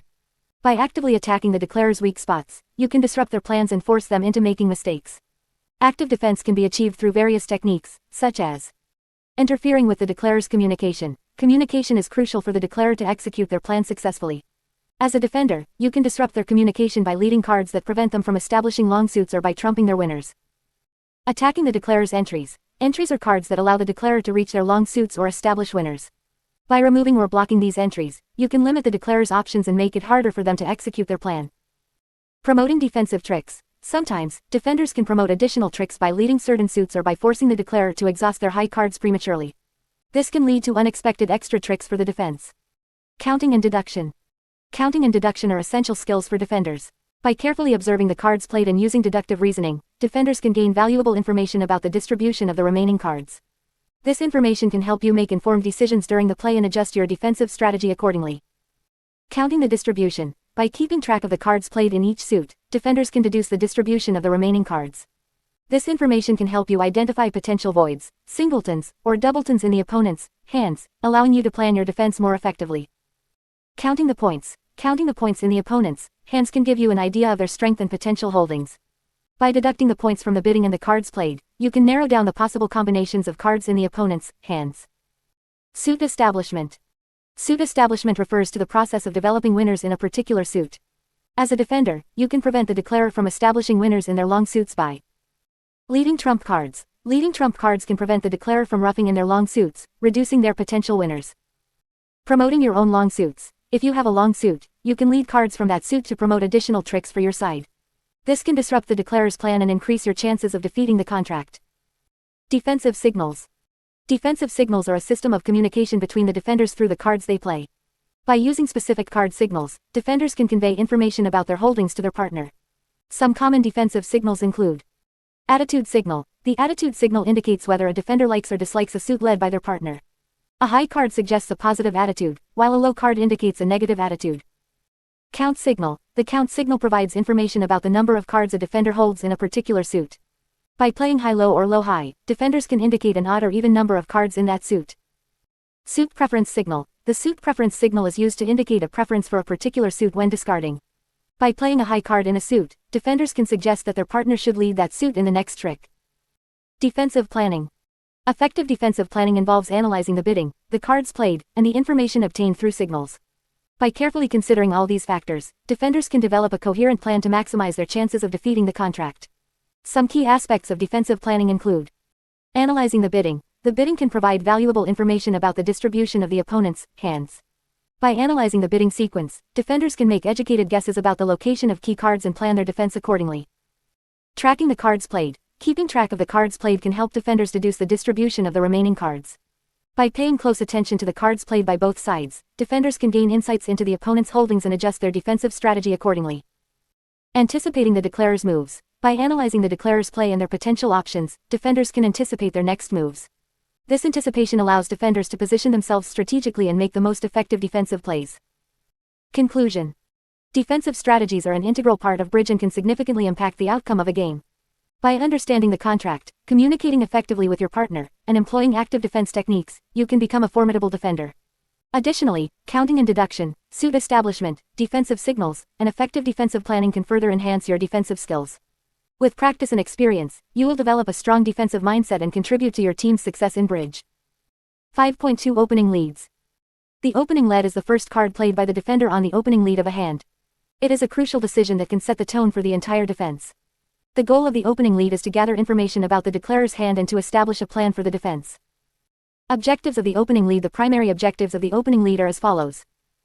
Information gathering. The opening lead provides valuable information about the declarer's hand.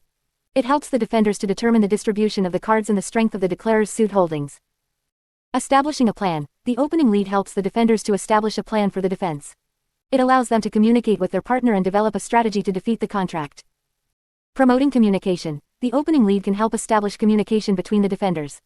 By leading certain cards, the opening leader can signal to their partner about the strength or weakness of their own hand. General guidelines for opening leads. When choosing an opening lead, there are several general guidelines that can be followed. Lead from your strongest suit. Leading from your longest and strongest suit is generally a good strategy. It allows you to establish tricks in your own suit and potentially force the declarer to ruff. Avoid leading from weak suits. Leading from a weak suit can often give the declarer an opportunity to establish tricks in that suit. It is generally better to lead from a suit where you have strength and potential tricks. Consider the auction. The bidding can provide valuable information about the distribution of the cards. If the opponents have bid a suit, it is often a good idea to lead a card from that suit to disrupt their communication. Consider the vulnerability. The vulnerability can also influence your opening lead. When vulnerable, it is often more aggressive to lead from a long suit, as the potential rewards are higher. When not vulnerable, it may be safer to lead from a shorter suit. Specific opening leads. While there are no hard and fast rules for opening leads, there are some common strategies and considerations for specific situations. Leading from a suit contract. If the declarer has bid and is playing in a suit contract, it is often a good idea to lead a card from a long suit. This can help establish tricks in your own suit and potentially force the declarer to ruff. Leading from a no-trump contract. When the declarer is playing in a no-trump contract, leading a suit can be more challenging. It is often a good idea to lead a card from a long suit that is not vulnerable to being established by the declarer. Leading against a slam contract. When defending against a slam contract, it is often a good idea to lead aggressively.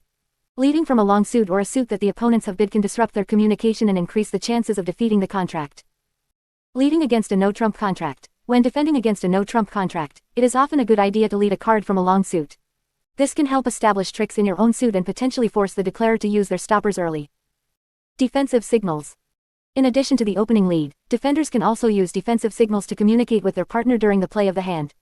These signals can provide valuable information about the distribution of the cards and help the defenders develop a plan for the defense. Attitude signal. An attitude signal is used to indicate whether the defender likes or dislikes a suit that has been led.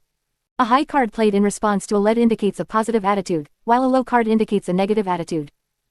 Count signal. A count signal is used to indicate the number of cards the defender holds in a particular suit. By playing high-low or low-high, the defender can communicate the number of cards they hold in a suit. Suit preference signal. A suit preference signal is used to indicate a preference for a particular suit to be led by the partner.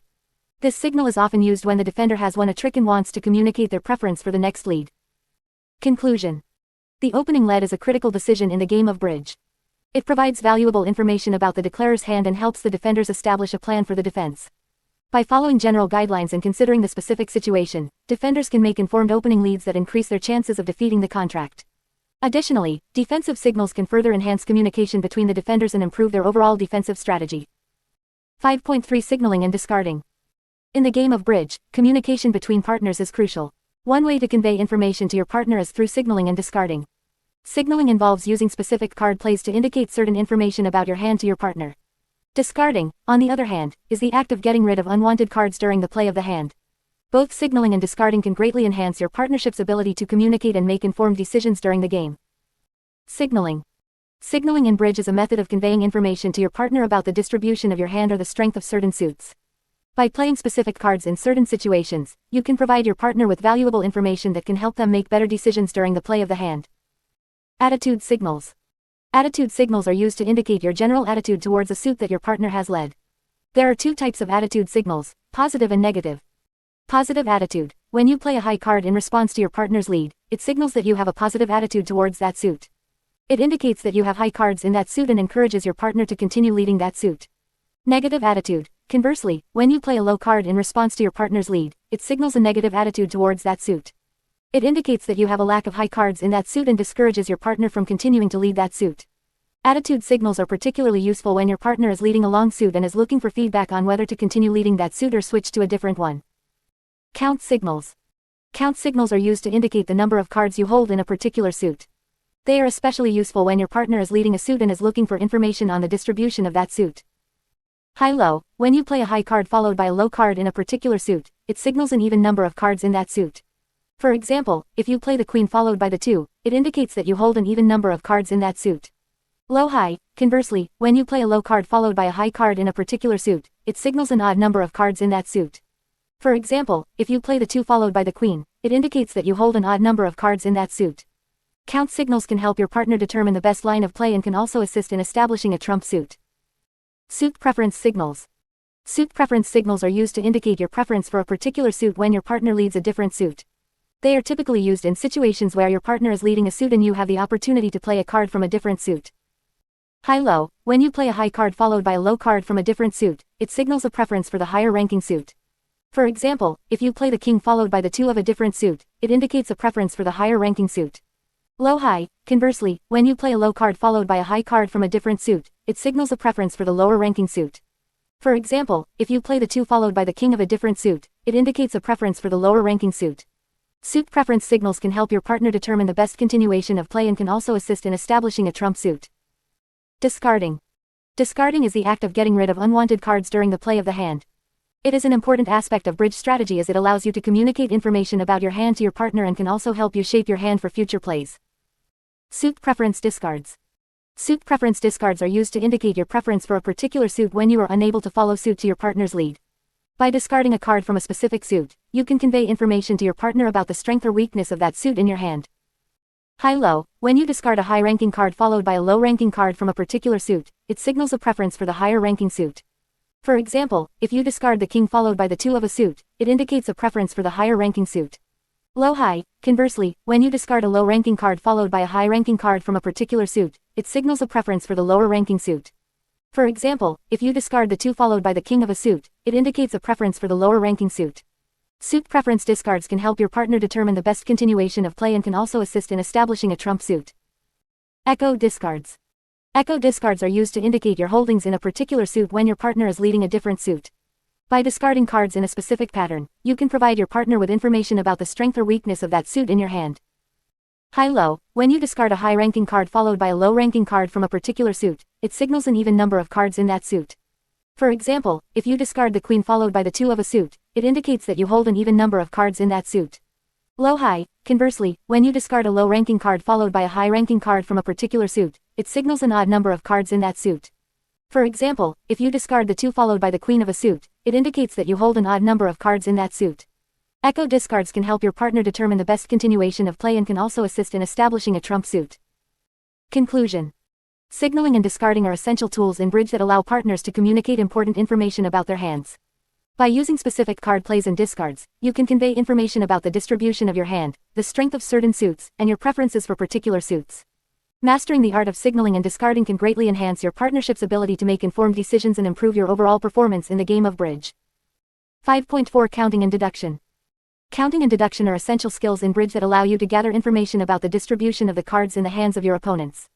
By carefully observing the cards played and using logical reasoning, you can make informed decisions and improve your chances of success in the game. In this section, we will explore various techniques and strategies for counting and deduction in bridge. 5.4.1 Keeping track of the cards. One of the first steps in counting and deduction is keeping track of the cards that have been played. This involves paying close attention to each card played by both your partner and the opponents. By mentally noting the cards played, you can start to build a picture of the distribution of the remaining cards. To effectively keep track of the cards, it is helpful to visualize the 4 suits in your mind. As each card is played, mentally remove it from the corresponding suit pile. This will help you remember which cards are still in play and which have already been played. 5.4.2 Counting high card points. High card points, HCP, are a measure of the strength of a hand.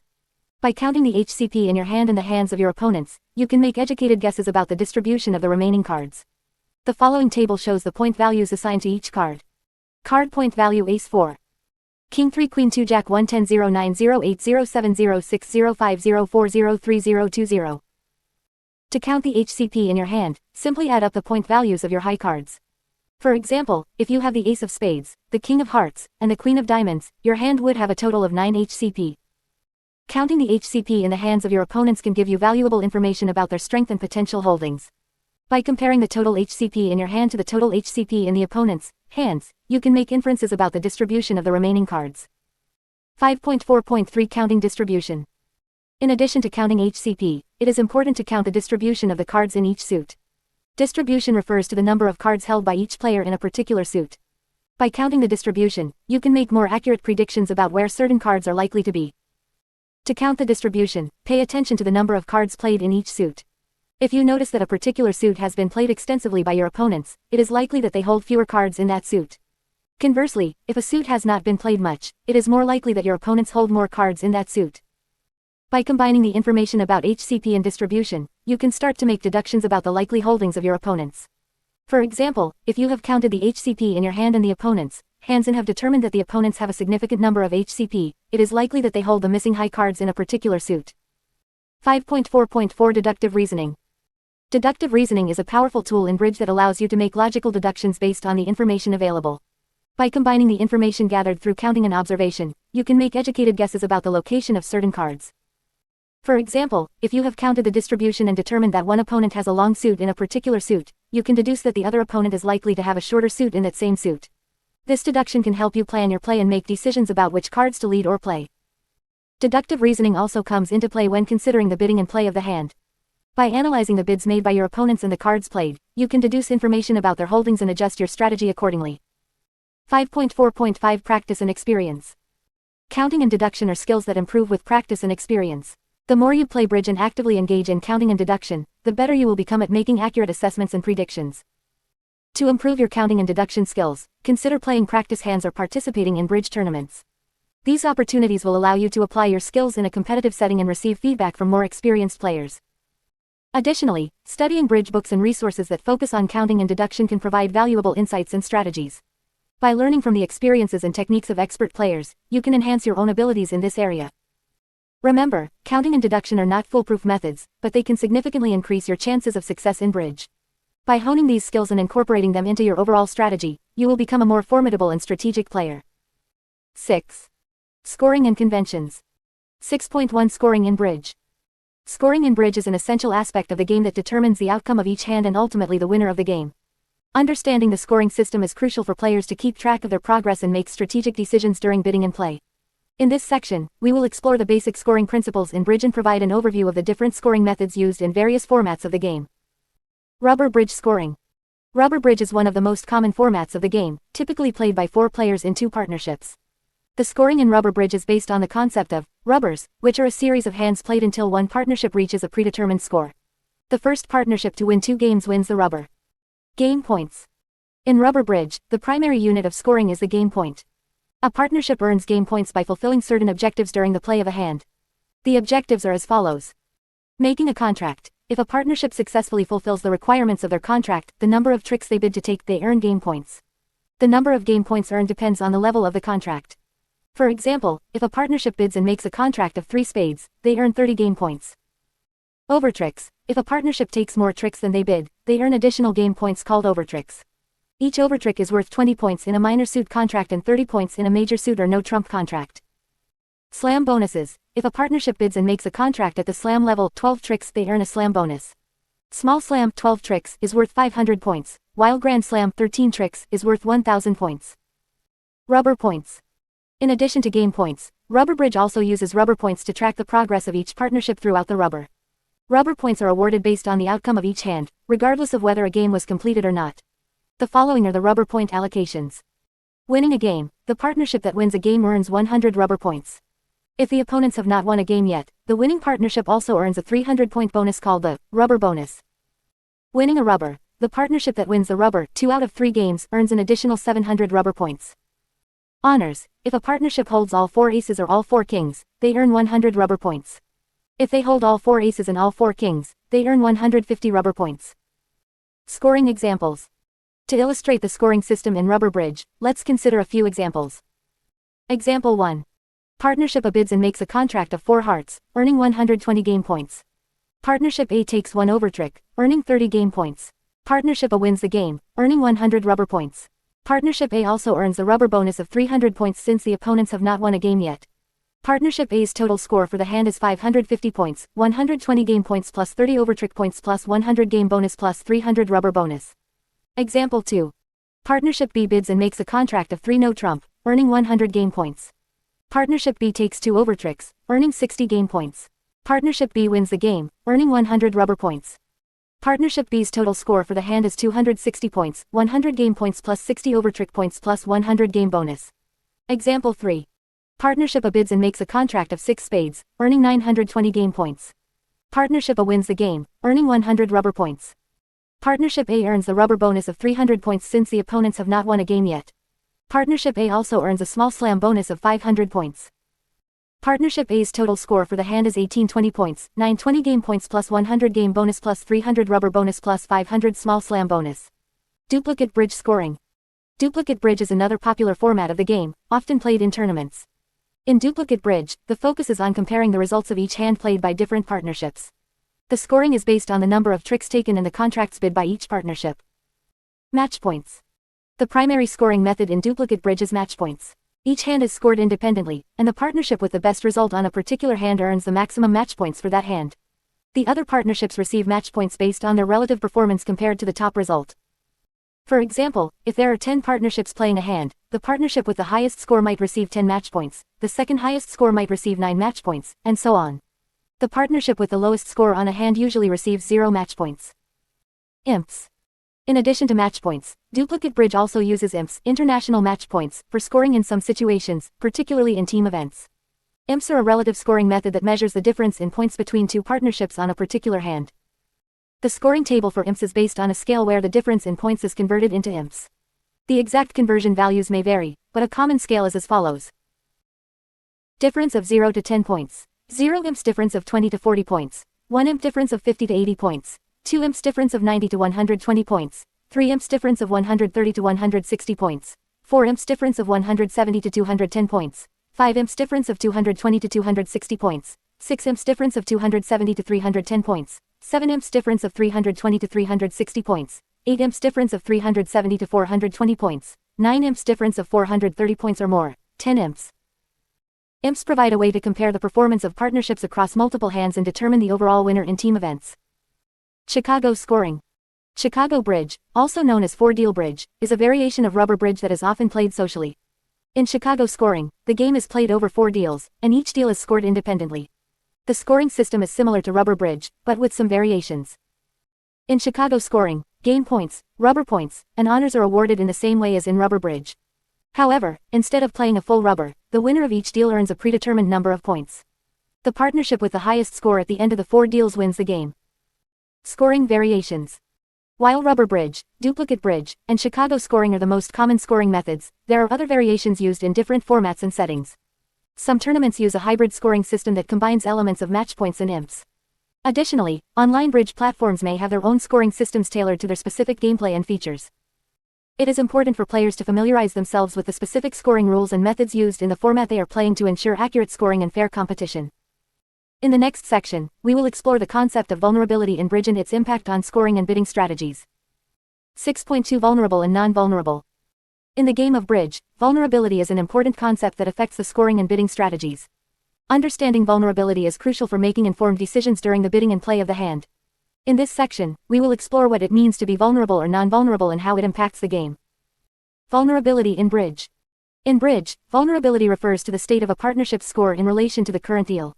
A partnership can be either vulnerable or non-vulnerable. The vulnerability status is determined by a predefined pattern that rotates throughout the game. There are 4 possible vulnerability states. Both vulnerable (BV). When both partnerships are vulnerable, it means that both have reached a certain threshold of points in previous deals. Being both vulnerable increases the potential rewards and risks for both sides. Dealer vulnerable (DV). When only the dealer's partnership is vulnerable, it means that they have reached the threshold of points in previous deals. The non-dealer's partnership remains non-vulnerable. Opponents vulnerable (OV). When only the non-dealer's partnership is vulnerable, it means that they have reached the threshold of points in previous deals. The dealer's partnership remains non-vulnerable. Neither vulnerable (NV). When neither partnership has reached the threshold of points in previous deals, both partnerships are non-vulnerable. Impact of vulnerability. The vulnerability status has a significant impact on the scoring and bidding strategies in bridge. It affects the rewards and risks associated with bidding and making contracts. Let's explore how vulnerability influences different aspects of the game. Scoring. Vulnerability affects the scoring of the game. When a contract is fulfilled, the scoring depends on whether the partnership is vulnerable or non-vulnerable. The scoring is as follows. Non-vulnerable. If the partnership is non-vulnerable, they receive a fixed number of points for fulfilling a contract. These points are known as trick points, and are based on the level of the contract and the trump suit. Vulnerable. If the partnership is vulnerable, they receive additional bonus points for fulfilling a contract. These bonus points are known as game points, and are awarded for reaching certain levels of the contract. The vulnerability status also affects the penalties for failing to fulfill a contract. Penalties are higher when a partnership is vulnerable, making it riskier to bid aggressively. Bidding strategies. Vulnerability plays a crucial role in determining the bidding strategies. Being vulnerable or non-vulnerable affects the risk-reward balance and influences the decision-making process during the auction. Vulnerable. When a partnership is vulnerable, they have the potential to earn higher scores by bidding and making aggressive contracts. Vulnerable partnerships can take more risks and aim for higher-level contracts to accumulate game points. Non-vulnerable. Non-vulnerable partnerships tend to be more cautious in their bidding. They focus on making contracts at lower levels to accumulate trick points. Non-vulnerable partnerships are more likely to pass or bid conservatively to avoid potential penalties. Understanding vulnerability helps partnerships assess the potential rewards and risks associated with bidding aggressively or conservatively. It guides them in making informed decisions based on their vulnerability status. Defensive strategies. Vulnerability also influences defensive strategies in bridge. When defending against a contract, the vulnerability status affects the decision-making process for the opening lead and subsequent defensive plays. Vulnerable. When defending against a vulnerable contract, defenders are more likely to take risks and make aggressive opening leads. They aim to disrupt the declarer's plans and increase the chances of setting the contract. Non-vulnerable. Defenders against a non-vulnerable contract tend to adopt a more cautious approach. They focus on making safe opening leads and aim to minimize the declarer's potential gains. The vulnerability status guides defenders in choosing the appropriate defensive strategies to maximize their chances of defeating the contract. Changing vulnerability. The vulnerability status changes after each deal according to a predefined pattern. The pattern ensures that vulnerability rotates fairly among all partnerships throughout the game. The specific vulnerability pattern may vary depending on the scoring system used, but the most common pattern is as follows.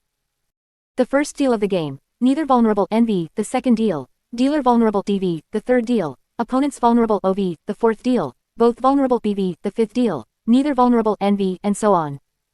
By following this pattern, vulnerability rotates evenly, ensuring that each partnership has an equal opportunity to be vulnerable or non-vulnerable. Conclusion. Understanding vulnerability is essential for playing bridge strategically. It affects the scoring, bidding strategies, and defensive decisions. Being aware of the vulnerability status allows partnerships to make informed choices and adapt their gameplay accordingly. By considering vulnerability, players can maximize their potential gains and minimize their risks, leading to a more successful and enjoyable bridge experience. 6.3 Conventions for competitive bidding. In the previous sections, we discussed the basics of bidding in bridge, including opening bids, responses, and competitive bidding. In this section, we will delve deeper into the world of competitive bidding and explore some common conventions used by experienced players to gain an advantage over their opponents. Competitive bidding occurs when both partnerships are actively bidding for the contract. It is a crucial phase of the game where players try to disrupt their opponent's bidding and find the best contract for their own partnership. Conventions are special bidding agreements that partners use to convey specific information about their hands to each other. These conventions help players make more accurate and informed decisions during the competitive bidding process. Takeout doubles. One of the most common conventions used in competitive bidding is the takeout double. A takeout double is made by a player who has a strong hand and wants to invite their partner to bid a different suit. This convention is used when the opponents have opened the bidding and the doubler's partner has not yet bid. The purpose of a takeout double is to show support for all the unbid suits and ask the partner to bid their longest suit. It is a powerful tool for disrupting the opponent's bidding and finding the best fit for your partnership. The partner of the doubler can then choose to pass, bid their own suit, or make another bid based on their hand strength and distribution. Negative doubles. Similar to takeout doubles, negative doubles are used when the opponents have opened the bidding, and the doubler's partner has not yet bid. However, negative doubles are made with a weaker hand and indicate a desire to defend against the opponent's contract rather than finding a different suit to bid. Negative doubles are typically made with a hand that is too weak to make a natural bid but has support for the unbid suits. By making a negative double, the doubler is showing their partner that they have a defensive hand and are willing to compete against the opponent's contract. Michael's Quebid.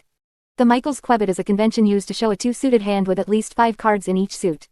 It is typically used after the opponents have opened the bidding and the doubler's partner has not yet bid. The Michael's Quebid is made at the 2 level and shows the 2 suits that the doubler holds. The purpose of the Michael's Quebid is to disrupt the opponent's bidding and make it difficult for them to find their best contract. It also provides valuable information to the doubler's partner, who can then make an informed decision about their own bidding. Unusual no trump. The unusual no trump convention is used to show a two-suited hand with at least 5 cards in each suit, where one of the suits is a minor suit, clubs or diamonds, and the other is a major suit, hearts or spades. It is typically used after the opponents have opened the bidding and the doubler's partner has not yet bid. By making an unusual no trump bid, the doubler is showing their partner that they have a strong hand with 2 long suits. This convention is particularly useful when the doubler's partner has already bid a major suit, as it allows the partnership to explore the possibility of playing in a no-trump contract with a strong minor suit. Support doubles. Support doubles are used to show support for partner's suit after the opponents have opened the bidding. They are typically made at the 2 level and indicate support for partner's suit with at least 3 card support and a desire to compete against the opponent's contract. Support doubles are a valuable convention as they allow the partnership to find the best fit for their combined hands and make it difficult for the opponents to find their best contract. By making a support double, the doubler is showing their partner that they have support for partner's suit and are willing to compete aggressively. Other conventions. In addition to the conventions mentioned above, there are numerous other conventions used in competitive bidding. Some of these include the responsive double, the balancing double, the lead directing double, and the takeout redouble. Each convention has its own specific purpose and can be used to convey different types of information to partner. It is important to note that conventions should be discussed and agreed upon with your partner before using them in a game. It is also crucial to have a good understanding of the conventions and their implications to ensure effective communication with your partner. By incorporating these conventions into your bidding system, you can gain a competitive edge over your opponents and improve your chances of finding the best contract for your partnership. However, it is important to practice and study these conventions thoroughly to ensure that you and your partner are on the same page and can effectively implement them during the game. Remember, conventions are just tools to help you communicate with your partner. The ultimate goal is to find the best contract and make the most of your combined resources. With practice and experience, you will become more comfortable using conventions and develop a deeper understanding of competitive bidding in bridge. 6.4 Conventions for Slam Bidding. In the game of bridge, a slam is a contract to win at least 12 of the 13 possible tricks. Slam bidding is a crucial aspect of the game, as it allows players to explore the possibility of achieving a higher score by aiming for the maximum number of tricks. To assist in the process of slam bidding, players have developed various conventions that provide valuable information about their hands to their partners. These conventions help players determine the strength and distribution of their combined hands, allowing them to make more informed bidding decisions. Blackwood Convention. One of the most widely used conventions for slam bidding is the Blackwood Convention. Blackwood is a simple and effective tool that allows players to inquire about the number of aces or key cards, aces and the trump king, their partner holds. By using Blackwood, players can quickly assess the potential for a slam contract. The basic premise of Blackwood is that a bid of 4 no trump, 4 NT, asks the partner to provide information about their aces. The responder then uses specific responses to indicate the number of aces they hold. The responses are as follows. 5 clubs, 5 C, no aces, 5 diamonds, 5 D, 1 ace, 5 hearts, 5 H, 2 aces, 5 spades, 5 S, 3 aces, 5 no trump, 5 NT, 4 aces. Once the number of aces is established, the bidding can continue to determine the presence of key cards. The key card is the trump king and the 4 aces. The responder can use the following responses to indicate the number of key cards they hold. 5 no trump, 5 NT, no key cards, 6 clubs, 6 C, 1 key card, either a trump king or an ace, 6 diamonds, 6 D, 2 key cards, either 2 trump kings, or 1 trump king and 1 ace, 6 hearts, 6 H, 3 key cards, either 3 trump kings, or 2 trump kings and 1 ace, 6 spades, 6 S, 4 key cards, all 4 trump kings, or 3 trump kings and 1 ace. The Blackwood Convention is a valuable tool for slam bidding, as it allows players to quickly assess the potential for a slam contract based on the number of aces and key cards held by their partner. Gerber Convention. Another convention commonly used in slam bidding is the Gerber Convention. Gerber is similar to Blackwood but focuses on determining the number of aces rather than key cards. Gerber is particularly useful when the partnership has already established a suit as the trump suit. In Gerber, a bid of 4 clubs 4C asks the partner to provide information about their aces. The responder then uses specific responses to indicate the number of aces they hold. The responses are as follows. 4 diamonds 4D, no aces 4 hearts, 4H, 1 ace 4 spades, 4S 2 aces 4 no trump, 4NT 3 aces. The Gerber Convention allows players to quickly assess the potential for a slam contract based on the number of aces held by their partner. It is particularly useful when the partnership has already established a suit as the trump suit. Cube bidding. Cube bidding is another convention used in slam bidding to convey information about the strength and distribution of a player's hand. Cube bids are made by bidding the opponent's suit at a higher level than necessary, indicating control of that suit. For example, if the opponent's bid 1 heart, and you hold the ace of hearts, you can make a cube bid of 2 hearts. This bid shows your partner that you have control of the heart suit and may have the potential for a slam contract. Cube bidding can also be used to show control of other suits, such as the opponent's suit or a specific suit agreed upon by the partnership. By using cube bids, players can exchange information about their hands and assess the potential for a slam contract. Splinter bids. Splinter bids are another convention used in slam bidding to convey information about a player's hand. A splinter bid is a jump bid in a new suit, indicating a singleton or void in that suit and strong support for the partner's suit. For example, if your partner opens the bidding with 1 spade, and you hold a singleton or void in hearts and strong support for spades, you can make a splinter bid of 4 hearts. This bid shows your partner that you have a singleton or void in hearts and strong support for spades. Splinter bids are useful in slam bidding as they allow players to quickly convey information about their hand's distribution and strength, helping the partnership assess the potential for a slam contract. Conclusion. Slam bidding is an exciting and challenging aspect of bridge. By using conventions such as Blackwood, Gerber, cube bidding, and splinter bids, players can exchange valuable information about their hands and assess the potential for a slam contract. These conventions enhance communication between partners and increase the chances of bidding and making successful slam contracts.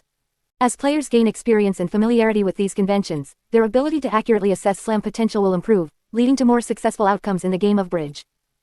7. Etiquette and sportsmanship. 7.1 Bridge etiquette. Bridge is not only a game of skill and strategy, but it is also a social activity that requires players to adhere to certain etiquette and sportsmanship. Good etiquette is essential for creating a pleasant and enjoyable playing environment for everyone involved. In this section, we will discuss the key aspects of bridge etiquette that every player should be aware of. Respect for others.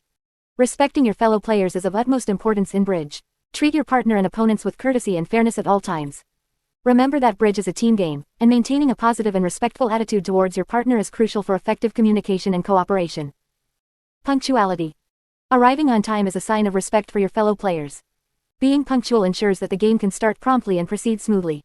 If you are running late, it is considerate to inform the other players in advance so that they can make any necessary adjustments. Table manners. Maintaining proper table manners is an essential part of bridge etiquette. Avoid distracting behaviors such as excessive talking, making unnecessary noises, or engaging in unrelated activities during the game. Keep your focus on the game and refrain from discussing unrelated topics that may disrupt the concentration of other players. Communication. Clear and concise communication is vital in bridge. When bidding or playing a hand, it is important to communicate your intentions effectively.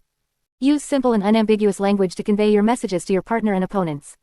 Avoid using gestures, facial expressions, or any form of signaling that may give unauthorized information to your partner. Pace of play. Bridge is a game that requires a reasonable pace of play to ensure that the game progresses smoothly. Avoid unnecessary delays and keep the game moving at a steady pace. Take your turn promptly, but also allow your opponents sufficient time to make their decisions. If you are unsure about a particular player bid, it is acceptable to ask for clarification or guidance from your partner or the director. Respecting the director. The director is responsible for ensuring that the game is conducted fairly and according to the rules. If you have any concerns or disputes during the game, call the director for assistance. Accept the director's rulings gracefully, even if you may disagree with them. Remember that the director's decision is final, and arguing or challenging their authority can create an unpleasant atmosphere. Silence during the auction and play. During the auction and play, it is customary to maintain silence to allow players to concentrate and focus on their decisions. Avoid unnecessary comments, discussions, or distractions that may interfere with the concentration of other players. Save your questions or comments for appropriate moments, such as during the post-mortem analysis after the hand is completed. Handling the cards. Respect for the cards is an important aspect of bridge etiquette. Handle the cards gently and avoid bending or marking them in any way. Keep your cards neatly arranged and avoid exposing them to your opponents or your partner unintentionally. When playing a card, place it face down on the table to avoid prematurely revealing your choice to others. Accepting defeat and celebrating success. Bridge is a game of ups and downs, and it is important to handle both victory and defeat with grace and sportsmanship. If you win a hand or a game, avoid excessive celebrations or gloating that may make your opponents feel uncomfortable. Similarly, if you lose, accept the result gracefully and avoid making negative comments or displaying frustration. Conclusion. Adhering to proper bridge etiquette is essential for creating a pleasant and enjoyable playing experience for everyone involved. By respecting your fellow players, maintaining good table manners, communicating effectively, and following the rules, you contribute to a positive and harmonious atmosphere at the bridge table. Remember that bridge is not only about winning or losing but also about building relationships and enjoying the game together. 7.2 Behavior at the table. When playing bridge, it is important to not only focus on the technical aspects of the game but also to exhibit good behavior and sportsmanship at the table. Bridge is a social game that requires cooperation and respect for your fellow players. In this section, we will discuss some guidelines for appropriate behavior at the bridge table. 1. Respect for others. One of the fundamental principles of bridge etiquette is to show respect for your fellow players. This includes treating them with courtesy and refraining from any behavior that may be considered rude or offensive. Here are some key points to keep in mind. Be punctual, arrive at the table on time and be ready to start the game. Being late can disrupt the flow of the game and inconvenience your partners and opponents. Avoid distractions. Focus on the game and avoid any distractions that may disrupt the concentration of other players. This includes refraining from talking loudly, using electronic devices, or engaging in unrelated conversations. Be polite. Use polite language and avoid making derogatory or offensive remarks. Treat your partners and opponents with respect, regardless of the outcome of the game. Maintain a positive attitude. Bridge is a game that requires teamwork and cooperation. Encourage and support your partners, and avoid criticizing or blaming them for mistakes. 2. Communication. Clear and effective communication is essential in bridge. It is important to communicate with your partner and opponents in a respectful and concise manner. Here are some guidelines for effective communication at the bridge table. Speak clearly. When communicating with your partner, speak clearly and audibly so that everyone at the table can understand you. Avoid mumbling or speaking too softly. Use appropriate language. Bridge has its own terminology and conventions. Use the correct bridge terms when communicating bids, plays, or explanations. This helps to avoid confusion and misunderstandings. Avoid excessive chatter. While it is important to communicate with your partner, excessive chatter can be distracting and may annoy your opponents. Keep your conversations relevant to the game and avoid unnecessary discussions. Be patient. Bridge is a complex game, and it is common for players to take time to think and make decisions. Be patient and allow your opponents and partners the time they need to make their moves. 3. Ethical behavior.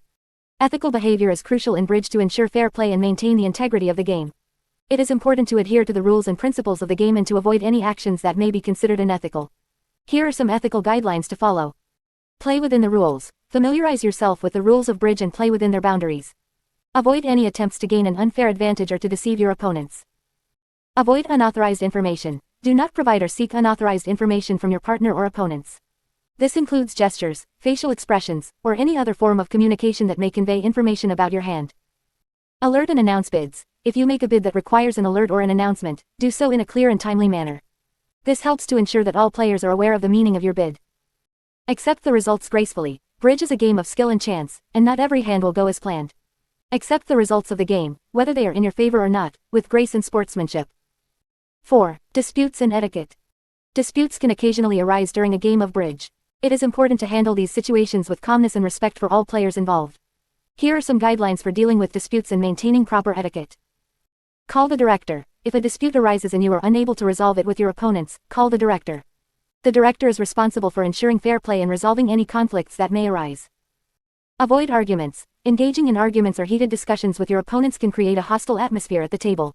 Instead, focus on resolving the issue calmly and respectfully. Accept the director's decision. Once the director has made a ruling, accept it gracefully, even if you disagree with the outcome. Respecting the director's decision is an important part of maintaining good sportsmanship. Be a good winner and loser. Whether you win or lose a game, it is important to display good sportsmanship. Congratulate your opponents on a well-played game and avoid gloating or expressing frustration. By following these guidelines for behavior at the bridge table, you can contribute to a positive and enjoyable playing experience for yourself and others. Remember, bridge is not only about winning or losing but also about building relationships and enjoying the game with fellow enthusiasts. 7.3 Dealing with disputes. In any competitive game, disputes can arise, and bridge is no exception. Disputes can occur during bidding, play, or even after the hand has been completed. It is important for players to handle these disputes in a calm and respectful manner to maintain the integrity of the game and ensure a fair outcome. In this section, we will discuss some common disputes that may arise during a game of bridge and provide guidelines on how to handle them. 1. Clarification of bids or plays. One common dispute in bridge occurs when a player is unsure about the meaning of a bid or a play made by their partner or opponents. In such situations, it is important to ask for clarification in a polite and non-confrontational manner. The player should state their confusion and ask for an explanation of the bid or play. It is essential for all players to be patient and provide clear and concise explanations to avoid any further confusion. 2. Misunderstandings in bidding. Misunderstandings in bidding can occur when a player misinterprets their partner's bid or makes an incorrect bid based on a misunderstanding. If a player believes there has been a misunderstanding, they should immediately stop the auction and call the director for assistance. The director will then review the bidding sequence and make a ruling based on the rules of the game. It is important for players to remain calm and refrain from making accusations or becoming confrontational during this process. 3. Unauthorized information. Unauthorized information refers to any communication or behavior that may provide a player with an unfair advantage. This can include gestures, facial expressions, or even comments made during the game. If a player suspects that unauthorized information has been given, they should call the director and explain the situation. The director will then investigate the matter and take appropriate action to ensure fairness. 4. Misclaims and misplays. Misclaims and misplays occur when a player makes an incorrect statement about the number of tricks they can win or makes an incorrect play. If a player realizes they have made a misclaim or misplay, they should immediately stop the play and call the director. The director will then assess the situation and make a ruling based on the rules of the game. It is important for players to accept the director's ruling and continue the game in a fair and sportsmanlike manner. 5. Disagreements on scoring. Scoring disputes can arise when players have different interpretations of the scoring rules or when there is a disagreement about the number of tricks won. If a scoring dispute occurs, players should first try to resolve the issue among themselves by referring to the rules of the game. If they are unable to reach a resolution, they should call the director for assistance. The director will review the hand and make a ruling based on the official scoring rules. 6. Resolving disputes. When a dispute arises, it is important for players to remain calm and respectful. They should avoid making personal attacks or becoming confrontational. Instead, players should focus on resolving the dispute in a fair and objective manner. If the players are unable to reach a resolution on their own, they should call the director for assistance. The director is responsible for ensuring that the game is played according to the rules and will make a ruling based on the information provided. 7. Accepting the director's ruling. Once the director has made a ruling, it is important for all players to accept and respect their decision. Even if a player disagrees with the ruling, it is essential to maintain good sportsmanship and continue playing the game. Arguing or refusing to accept the director's ruling can disrupt the flow of the game and create a negative atmosphere. It is important to remember that the director's decision is final and should be respected by all players. 8. Learning from disputes. Disputes can be valuable learning opportunities for players. They provide an opportunity to review the rules and conventions of the game and improve one's understanding of the game. After a dispute has been resolved, players should take the time to reflect on what happened and consider how they can avoid similar situations in the future. By learning from disputes, players can enhance their skills and contribute to a more enjoyable and fair playing experience for everyone involved. In conclusion, disputes are an inevitable part of any competitive game, including bridge. It is important for players to handle disputes in a calm and respectful manner, seeking clarification when needed and involving the director when necessary. By following the guidelines outlined in this section, players can ensure a fair and enjoyable game of bridge for all participants. 8. Improving your bridge skills. 8.1 Practice and study. To become a skilled bridge player, it is essential to dedicate time to practice and study. Bridge is a complex game that requires both strategic thinking and a solid understanding of the rules and conventions. By incorporating regular practice and study into your routine, you can improve your skills and enhance your overall performance at the bridge table. Practice. Practice is crucial for developing your bridge skills. Here are some effective ways to practice. 1. Play regularly. The more you play bridge, the better you will become. Look for opportunities to play the game regularly, whether it's at a local bridge club, online platforms, or with friends. Playing regularly will help you gain experience, improve your decision-making abilities, and develop your card sense. 2. Play with different partners. Playing with different partners exposes you to different playing styles and strategies. It helps you adapt to different personalities and improves your ability to communicate effectively at the bridge table. Playing with various partners also broadens your understanding of the game and enhances your overall bridge skills. 3. Analyze your play. After each game, take the time to analyze your play. Review the hands and identify areas where you made mistakes or missed opportunities. Consider alternative strategies and evaluate the effectiveness of your decisions. By analyzing your play, you can learn from your mistakes and make adjustments for future games. 4. Solve bridge problems. Bridge problem-solving exercises are an excellent way to sharpen your skills. Solve bridge puzzles, practice bidding scenarios, and work on declarer and defensive play problems. These exercises challenge your thinking and help you develop your analytical skills, enabling you to make better decisions during the game. 5. Simulate game situations. Simulating game situations can be a valuable practice technique. Set up specific scenarios and play them out, focusing on different aspects of the game. For example, you can practice declare a play by setting up a challenging hand and working on your strategy to maximize your tricks. Simulating game situations allows you to practice specific skills and build confidence in different areas of the game. Study. In addition to practice, studying bridge theory and techniques is essential for improving your game. Here are some effective study methods. 1. Read bridge books. There are numerous bridge books available that cover a wide range of topics, from beginner guides to advanced strategies. Start with books that cater to your skill level and gradually progress to more advanced texts. Reading bridge books exposes you to different concepts, conventions, and techniques, helping you expand your knowledge and improve your overall understanding of the game. 2. Take bridge lessons. Bridge lessons are an excellent way to learn from experienced players and bridge teachers. Look for local bridge clubs or online platforms that offer lessons for players of all levels. Bridge lessons provide structured learning, covering various aspects of the game, including bidding, play techniques, and defensive strategies. Taking lessons can accelerate your learning process and provide valuable insights from experienced players. 3. Watch bridge videos. Watching bridge videos, whether instructional or recorded tournament matches, can be a valuable learning tool. Many bridge professionals and organizations produce educational videos that cover different aspects of the game. By watching these videos, you can observe expert players' decision-making process, learn new strategies, and gain insights into advanced techniques. Watching bridge videos is an engaging way to learn and improve your bridge skills. 4. Join bridge study groups. Joining a bridge study group allows you to collaborate with other players who are also dedicated to improving their skills. Study groups provide a platform for discussing bridge concepts, analyzing hands, and sharing knowledge. By participating in a study group, you can learn from others, gain different perspectives, and deepen your understanding of the game. 5. Use bridge software and apps. Bridge software and apps offer interactive learning experiences and practice opportunities. These tools often include features such as tutorials, practice hands, and analysis functions. Utilize bridge software and apps to reinforce your understanding of bidding systems, practice declare play, and improve your defensive skills. These tools provide a convenient and accessible way to study and practice bridge at your own pace. By incorporating regular practice and study into your bridge routine, you can enhance your skills and become a more proficient player. Remember, bridge is a game that rewards dedication and continuous learning.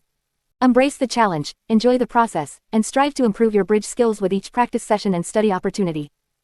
8.2 Playing with partners. Playing bridge is not only about individual skill, but also about effective partnership and communication. In this section, we will explore the key aspects of playing with partners and how to develop a successful partnership at the bridge table. Understanding partnership.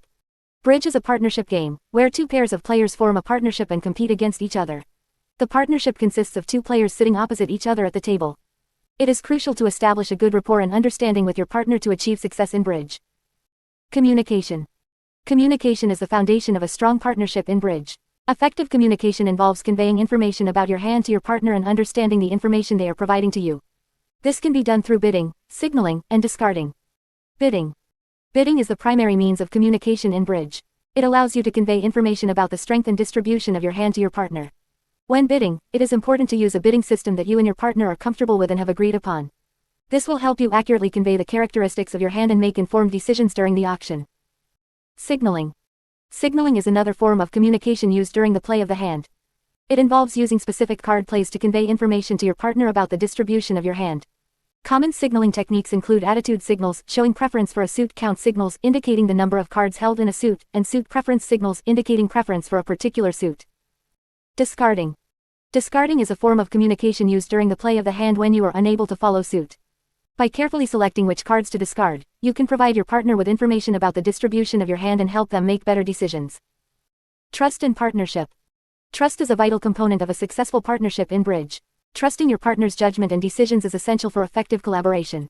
It is important to remember that mistakes can happen, and it is crucial to maintain a positive and supportive attitude towards your partner, even when things don't go as planned. Developing partnership skills. Building a strong partnership takes time and practice. Here are some tips to help you develop your partnership skills. Regular practice. Regularly playing bridge with your partner is the best way to improve your partnership.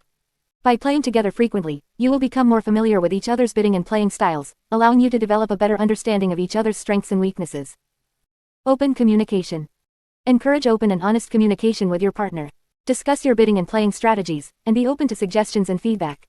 By openly discussing your thoughts and ideas, you can work together to refine your partnership and improve your overall performance. Review and analysis. After each game, take the time to review and analyze your performance with your partner. Discuss the hands that went well and those that didn't. Identify areas for improvement and strategize on how to address them. This process of reflection and analysis will help you identify patterns and make adjustments to enhance your partnership. Learn from experience. Bridge is a game of continuous learning. Embrace the opportunity to learn from your experiences, both successes and failures. Analyze the hands that didn't go as planned and identify the reasons behind the outcomes. Use these experiences as valuable lessons to improve your partnership and overall game. Dealing with challenges. Playing with partners can sometimes present challenges. Differences in playing style, decision-making, or even personality can create friction. It is important to approach these challenges with patience, understanding, and a willingness to compromise. Remember that bridge is a team game, and the success of your partnership depends on your ability to work together. Conclusion. Playing with partners is an integral part of the bridge experience. Effective communication, trust, and a commitment to continuous improvement are key to developing a successful partnership. By practicing together, openly communicating, and learning from each other's experiences, you can strengthen your partnership and enhance your overall bridge skills. 8.3 Analyzing your play. Analyzing your play is a crucial aspect of improving your bridge skills. It involves reviewing your decisions and actions during a hand to identify areas where you could have made better choices. By analyzing your play, you can learn from your mistakes, identify patterns, and develop strategies to enhance your overall performance at the bridge table. The importance of analyzing your play. Analyzing your play allows you to gain insights into your decision-making process and identify any weaknesses or areas for improvement. It helps you understand why certain plays worked or didn't work, enabling you to make more informed decisions in future hands. By reflecting on your play, you can also identify any recurring mistakes or patterns that may be hindering your progress. Steps to analyze your play. To effectively analyze your play, follow these steps. 1. Review the hand. Start by reviewing the hand you played. Recall the bidding, the cards held by you and your opponents, and the overall context of the hand. Take note of any critical decisions or key moments during the play. 2. Evaluate your decisions. Analyze the decisions you made during the hand. Consider whether your choices were based on sound reasoning or if there were alternative plays that could have yielded better results. Assess the impact of your decisions on the outcome of the hand. 3. Identify mistakes or missed opportunities. Identify any mistakes or missed opportunities in your play. Look for instances where you could have made a better play or taken advantage of a favorable situation. Pay attention to any deviations from standard strategies or conventions that may have affected the outcome. 4. Seek feedback. If you played the hand with a partner or in a group setting, seek feedback from your partner or fellow players. Discuss the hand and share different perspectives on the decisions made. This collaborative approach can provide valuable insights and help you gain a deeper understanding of the hand. 5. Use technology and resources. Leverage technology and resources available to bridge players to aid in your analysis. Bridge software and online platforms can simulate hands and provide detailed analysis of your play. Additionally, there are numerous books, articles, and online forums dedicated to bridge strategy and analysis that can offer valuable insights. 6. Keep a record. Maintain a record of the hands you analyze, noting down the key points, mistakes, and lessons learned. This record will serve as a valuable reference for future analysis and allow you to track your progress over time. Areas to focus on during analysis. When analyzing your play, pay attention to the following areas. 1. Bidding decisions. Evaluate your bidding decisions and assess whether you accurately conveyed the strength and distribution of your hand. Consider whether you missed any opportunities to communicate valuable information to your partner or opponents. 2. Card play. Analyze your card play, including your opening lead, subsequent plays, and discards. Assess whether you made the most of your assets and managed your trumps effectively. Look for opportunities where you could have executed finesses or end plays to maximize your chances of success. 3. Defensive play. Review your defensive play and assess whether you effectively thwarted declarers' plans. Consider your opening lead choices, signaling methods, and discards. Look for instances where you missed an opportunity to gain an advantage or failed to communicate effectively with your partner. 4. Partnership communication. Evaluate your communication with your partner during the hand. Assess whether you effectively conveyed information through bids, signals, or discards. Look for instances where miscommunication or lack of coordination led to suboptimal results. Learning from analysis. Analyzing your play is only beneficial if you apply the lessons learned to future hands. Here are some tips for incorporating your analysis into your bridge game. Take note of recurring mistakes or patterns and actively work on improving them. Incorporate new strategies or conventions into your game based on your analysis. Practice the plays or techniques that you identified as areas for improvement. Discuss your analysis with your bridge partners or fellow players to gain different perspectives and insights. Continuously review and update your analysis techniques as you progress and gain more experience. Remember, analyzing your play is an ongoing process. The more you practice and reflect on your decisions, the better equipped you will be to make informed choices at the bridge table. Embrace the opportunity to learn from your mistakes and strive for continuous improvement in your bridge skills. 8.4 Learning from mistakes. Learning from mistakes is an essential part of improving your bridge skills. No matter how experienced or skilled you are, mistakes are bound to happen. The key is to use these mistakes as learning opportunities and grow as a player. In this section, we will explore some strategies and techniques to help you learn from your mistakes and become a better bridge player. Analyzing the mistake. The first step in learning from a mistake is to analyze it. Take the time to reflect on what went wrong and why. Was it a miscommunication with your partner? Did you misjudge the strength of your hand? Did you make an incorrect assumption about the opponent's bidding? By understanding the root cause of the mistake, you can better identify areas for improvement. Reviewing the hand. Once you have identified the mistake, review the hand in detail. Look at each card played, each bid made, and each decision taken. Pay attention to the sequence of events and try to pinpoint the moment where the mistake occurred. Analyze the alternatives that were available and consider how they might have led to a different outcome. Seek feedback. Bridge is a partnership game, and seeking feedback from your partner and other players can be invaluable. Discuss the hand with your partner and ask for their perspective on what went wrong. They may have noticed something that you missed or have suggestions for how to handle similar situations in the future.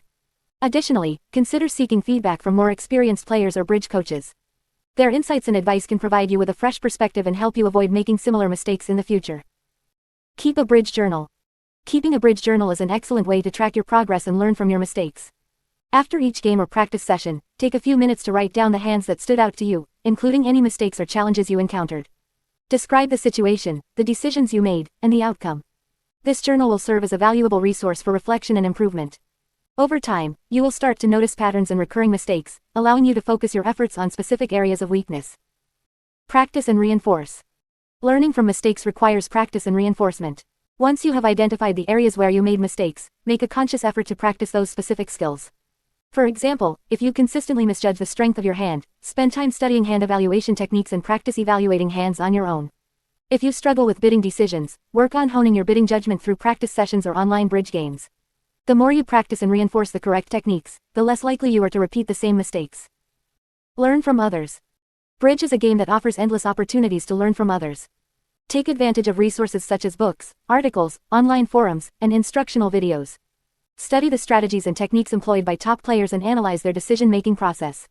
By observing and learning from the mistakes and successes of others, you can expand your knowledge and improve your own game. Maintain a positive attitude. Learning from mistakes can be challenging, but it is essential to maintain a positive attitude throughout the process. Remember that mistakes are a natural part of the learning journey, and every mistake brings you one step closer to improvement. Embrace the opportunity to grow and develop as a player, and don't be too hard on yourself when things don't go as planned. Instead, focus on the lessons learned and use them to fuel your motivation to become a better bridge player. Conclusion. Learning from mistakes is a crucial aspect of improving your bridge skills. By analyzing the mistakes, reviewing the hands, seeking feedback, keeping a bridge journal, practicing and reinforcing, learning from others, and maintaining a positive attitude, you can turn your mistakes into valuable learning experiences. Embrace the process of continuous improvement and enjoy the journey of becoming a better bridge player. 9. Bridge variations and formats. 9.1 Rubber Bridge. Rubber bridge is one of the most popular variations of the game and is often played socially or in casual settings. It is a form of contract bridge that is played by 4 players in 2 partnerships. The objective of rubber bridge is to score points by winning tricks and fulfilling contracts. In this section, we will explore the rules and strategies of rubber bridge. The basics of rubber bridge. Rubber bridge is played with a standard deck of 52 cards. The 4 players are divided into 2 partnerships, with partners sitting opposite each other at the table. The game consists of a series of rubbers, with each rubber typically consisting of 2 games. The first partnership to win 2 games wins the rubber. At the beginning of each rubber, the dealer is determined by a random process, such as cutting the cards. The dealer shuffles the deck and the player to their right cuts the deck. The dealer then deals the cards clockwise, one at a time, starting with the player to their left. Each player receives 13 cards. Bidding in rubber bridge. The bidding in rubber bridge follows the same principles as in other forms of contract bridge. The dealer starts the bidding and each player, in turn, has the opportunity to make a bid or pass. The bidding continues until 3 consecutive players pass. The final bid determines the contract for that hand. The contracts in rubber bridge can be either in a suit, no trump, or doubled redoubled. The suit contracts specify a trump suit, while the no trump contracts have no trump suit. Doubled contracts increase the scoring potential, while redoubled contracts further increase the stakes. Playing the hand in rubber bridge. Once the contract is determined, the player to the left of the declarer, the player who won the contract, leads the first card. The other players must follow suit if they have a card of the same suit. If they don't have a card of the same suit, they can play any card. The highest card of the suit led wins the trick, and the winning player leads the next trick. The declarer's objective is to fulfill the contract by winning a specific number of tricks. The declarer's partner becomes the dummy and lays their cards face up on the table. The declarer can then play both their own hand and the dummy's hand to maximize their chances of winning tricks. Scoring in rubber bridge. Scoring in rubber bridge is based on the number of tricks won and the contract fulfilled. If the declarer fulfills the contract, they score points based on the suit or no trump contract. If the declarer fails to fulfill the contract, the opposing partnership scores points. In rubber bridge, the scoring is cumulative throughout the rubber. The first partnership to reach or exceed 100 points wins the game. The winning partnership scores additional bonus points for winning the rubber. Strategies in rubber bridge. To succeed in rubber bridge, players must employ various strategies and tactics. Here are a few key strategies to consider. Communication. Partners must communicate effectively through bidding and signaling to convey information about their hands. Counting. Observing the cards played and keeping track of the distribution of suits can help players make informed decisions. Trump management. Managing the trump suit is crucial in maximizing the number of tricks won. Players should consider when to draw trumps and when to use them strategically.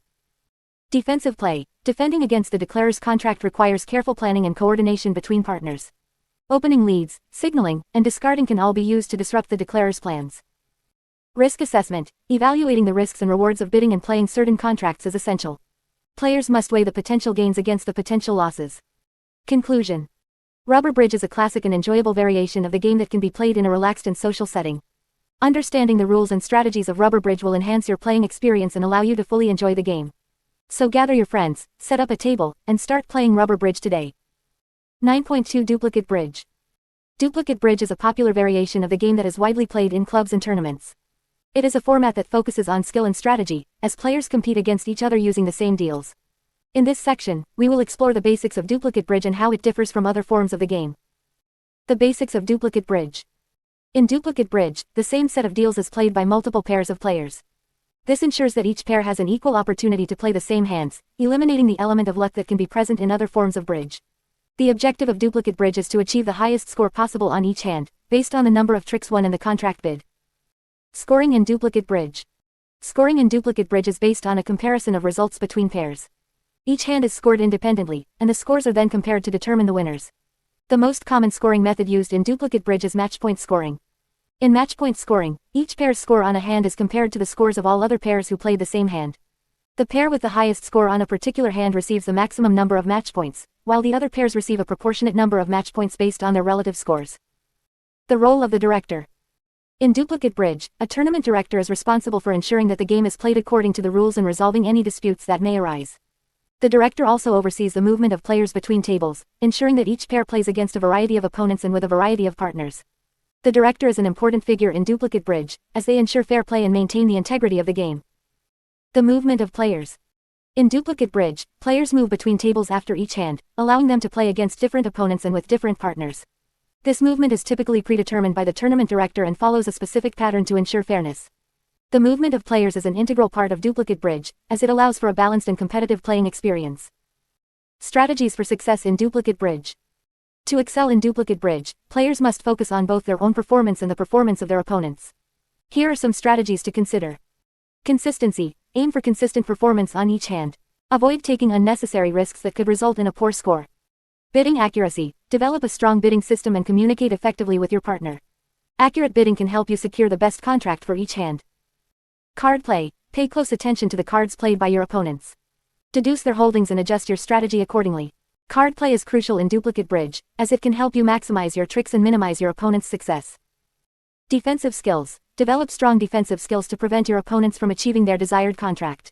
Effective signaling and discarding can provide valuable information to your partner and help you make informed decisions. Post-game analysis. After each hand, take the time to analyze your performance and discuss it with your partner. Identify areas for improvement and learn from your mistakes. Benefits of duplicate bridge. Duplicate bridge offers several benefits that make it a popular choice among bridge players. Fairness. Duplicate bridge eliminates the element of luck by ensuring that all players compete on the same set of deals. This allows for a fair and balanced playing experience. Skill development. Duplicate bridge emphasizes skill and strategy, as players must rely on their own abilities rather than luck. This makes it an excellent format for improving your bridge skills. Competition. Duplicate bridge provides a competitive environment where players can test their abilities against others. The match point scoring system encourages players to strive for the best possible result on each hand. Social interaction. Duplicate bridge allows players to interact with a variety of partners and opponents, fostering social connections and camaraderie. Tournament play. Duplicate bridge is the preferred format for bridge tournaments, providing players with the opportunity to compete at a higher level and potentially earn recognition for their skills. Conclusion. Duplicate bridge is a challenging and rewarding variation of the game that tests players' skills and strategy. By playing the same deals as other pairs, players have the opportunity to showcase their abilities and compete on an equal footing. Whether you are a casual player looking to improve your skills or a competitive player seeking tournament success, Duplicate bridge offers a stimulating and enjoyable playing experience. 9.3 Team Bridge. Team bridge is a popular variation of the classic card game that adds an exciting element of competition. In this format, two teams of players compete against each other to achieve the highest score. Team bridge is often played in tournaments and can be a thrilling experience for both experienced and novice players. The basics of team bridge. Team bridge follows the same basic rules and objectives as traditional bridge. The game is played with 4 players, divided into 2 teams. Each team consists of 2 players who sit opposite each other at the table. The players on the same team work together to achieve the highest score possible. The bidding and play of the hand in team bridge are similar to other variations. The team that wins the contract is known as the declaring team, and their opponents are the defending team. The declaring team aims to fulfill their contract by taking the required number of tricks, while the defending team tries to prevent them from doing so. Scoring in team bridge. Scoring in team bridge is based on the number of tricks taken and the level of the contract. The declaring team earns points for each trick they take beyond the contract level, while the defending team earns points for each trick they manage to prevent the declaring team from taking. In addition to the basic scoring, team bridge also incorporates the concept of improvement points. Improvement points are awarded to the team that achieves a better result on a particular hand compared to the other team. These points are calculated based on the difference in the number of tricks taken by each team. Team strategy and communication. One of the key aspects of team bridge is the ability to work effectively as a team. Communication and coordination between partners are crucial for success. Players must develop a system of bidding and signaling that allows them to convey information to their partner without revealing it to the opposing team. During the bidding phase, partners must use their bids to exchange information about their hands and potential strengths and weaknesses. This information helps them determine the best contract to bid for and allows them to make informed decisions during the play of the hand. In team bridge, it is common for players to use conventions and systems to enhance their communication. These conventions, such as Stayman, Blackwood, and Jacobi transfers, provide standardized methods for conveying specific information about the hand. Team dynamics and roles. In team bridge, each player has a specific role within their team. The player sitting opposite the declarer is known as the dummy. The dummy's role is to lay their hand face up on the table after the opening lead, allowing the declarer to play both their own hand and the dummy's hand. The dummy's role is passive during the play of the hand, and they are not allowed to participate in the decision-making process. However, the dummy can provide visual cues and reminders to the declarer, such as pointing out potential winning cards or suggesting a particular line of play. The other 2 players, known as the active defenders, work together to try to defeat the declarer's contract. They must carefully analyze the bidding and play of the hand to determine the best defensive strategies. Effective communication and coordination between the active defenders are essential for success. Team bridge tournaments. Team bridge is often played in tournament settings, where multiple teams compete against each other over several rounds. Tournaments can range from local club events to national or international competitions. They provide an opportunity for players to test their skills against a variety of opponents and showcase their abilities. In a team tournament, each team typically plays against multiple opponents, earning points based on their performance in each match. The team with the highest overall score at the end of the tournament is declared the winner. Tournaments offer a unique and challenging experience for bridge players. They provide an opportunity to learn from other teams, observe different strategies, and improve overall gameplay. Participating in team tournaments can also be a great way to meet fellow bridge enthusiasts and build lasting connections within the bridge community. Conclusion. Team bridge adds an exciting and competitive element to the classic game of bridge. Playing as part of a team requires effective communication, coordination, and strategic thinking. Whether you're participating in a friendly game or a competitive tournament, team bridge offers a dynamic and engaging experience for players of all skill levels. So gather your teammates, develop your bidding system, and enjoy the thrill of team bridge. 9.4 Online Bridge. In recent years, the popularity of online gaming has soared, and bridge is no exception. Online bridge platforms provide a convenient and accessible way for players to enjoy the game from the comfort of their own homes. Whether you're a beginner looking to practice your skills or an experienced player seeking challenging opponents, online bridge offers a wide range of options to suit your needs. Getting started with online bridge. To get started with online bridge, you'll need a computer or mobile device with internet access. There are several reputable online bridge platforms available, each offering their own unique features and user interfaces. Some popular platforms include Bridge Base Online, BBO, FunBridge, and Real Bridge. These platforms typically require you to create an account before you can start playing. Once you've chosen a platform and created an account, you'll have access to a variety of game options. Online bridge platforms offer different types of games, including casual play, tournaments, and practice sessions. You can choose to play against computer-generated opponents or real players from around the world. Playing online bridge. Playing bridge online follows the same basic rules and principles as playing in person. The main difference is that instead of physically handling cards, you'll use a digital interface to make your moves. The online platform will provide a virtual table where you can see the bidding, the cards in your hand, and the cards played by other players. To play a hand of bridge online, you'll typically follow these steps. Finding a game. Choose the type of game you want to play, such as casual play or a tournament. You may have the option to select the number of players, the scoring method, and the level of difficulty. Joining a table. Once you've selected a game, you'll be matched with other players or join an existing table. Some platforms allow you to invite friends to play with you. Bidding. The bidding phase is an essential part of bridge. Online platforms provide a bidding interface where you can select your bids from a menu of options. You can also communicate with your partner through a chat feature. Playing the hand. After the bidding is complete, the platform will display the cards in your hand. To play a card, simply click or tap on it and then click or tap on the desired location on the virtual table. The platform will automatically move the cards played by other players. Communication. Online platforms often provide a chat feature that allows you to communicate with your partner and opponents during the game. However, it's important to remember that excessive chatting during the game can disrupt the flow and may not be allowed in certain game modes. Scoring. The online platform will handle the scoring for you, calculating the number of tricks won and applying the appropriate scoring method based on the contract and result of the hand. Advantages of online bridge. Playing bridge online offers several advantages that make it an appealing option for players of all levels. Convenience. Online bridge allows you to play anytime, anywhere, without the need to travel to a physical location. This flexibility is especially beneficial for players with busy schedules or limited access to local bridge clubs. Variety of opponents. Online platforms attract players from all over the world, providing a diverse pool of opponents to play against. This exposure to different playing styles and strategies can help you improve your skills and broaden your understanding of the game. Practice opportunities. Online bridge platforms often offer practice sessions and tutorials for beginners. These resources can help you learn the game at your own pace and gain confidence before playing against more experienced opponents. Bridge communities. Online bridge platforms foster a sense of community among players. You can join forums, participate in discussions, and even form partnerships with other players. This social aspect of online bridge adds an extra layer of enjoyment to the game. Tips for playing online bridge. To make the most of your online bridge experience, consider the following tips. Familiarize yourself with the platform. Take some time to explore the features and settings of the online bridge platform you choose. Understanding how to navigate the interface and use the available tools will enhance your overall experience. Start with casual play. If you're new to online bridge, begin with casual play or practice sessions. This will allow you to get comfortable with the platform and gain confidence before participating in tournaments or more competitive games. Communicate clearly. When using the chat feature, be concise and clear in your messages. Avoid excessive chatting during the game to maintain a smooth and focused playing environment. Respect etiquette. Just like in face-to-face bridge, online bridge has its own set of etiquette rules. Treat your opponents with respect, avoid rude or offensive language, and follow the platform's guidelines for behavior.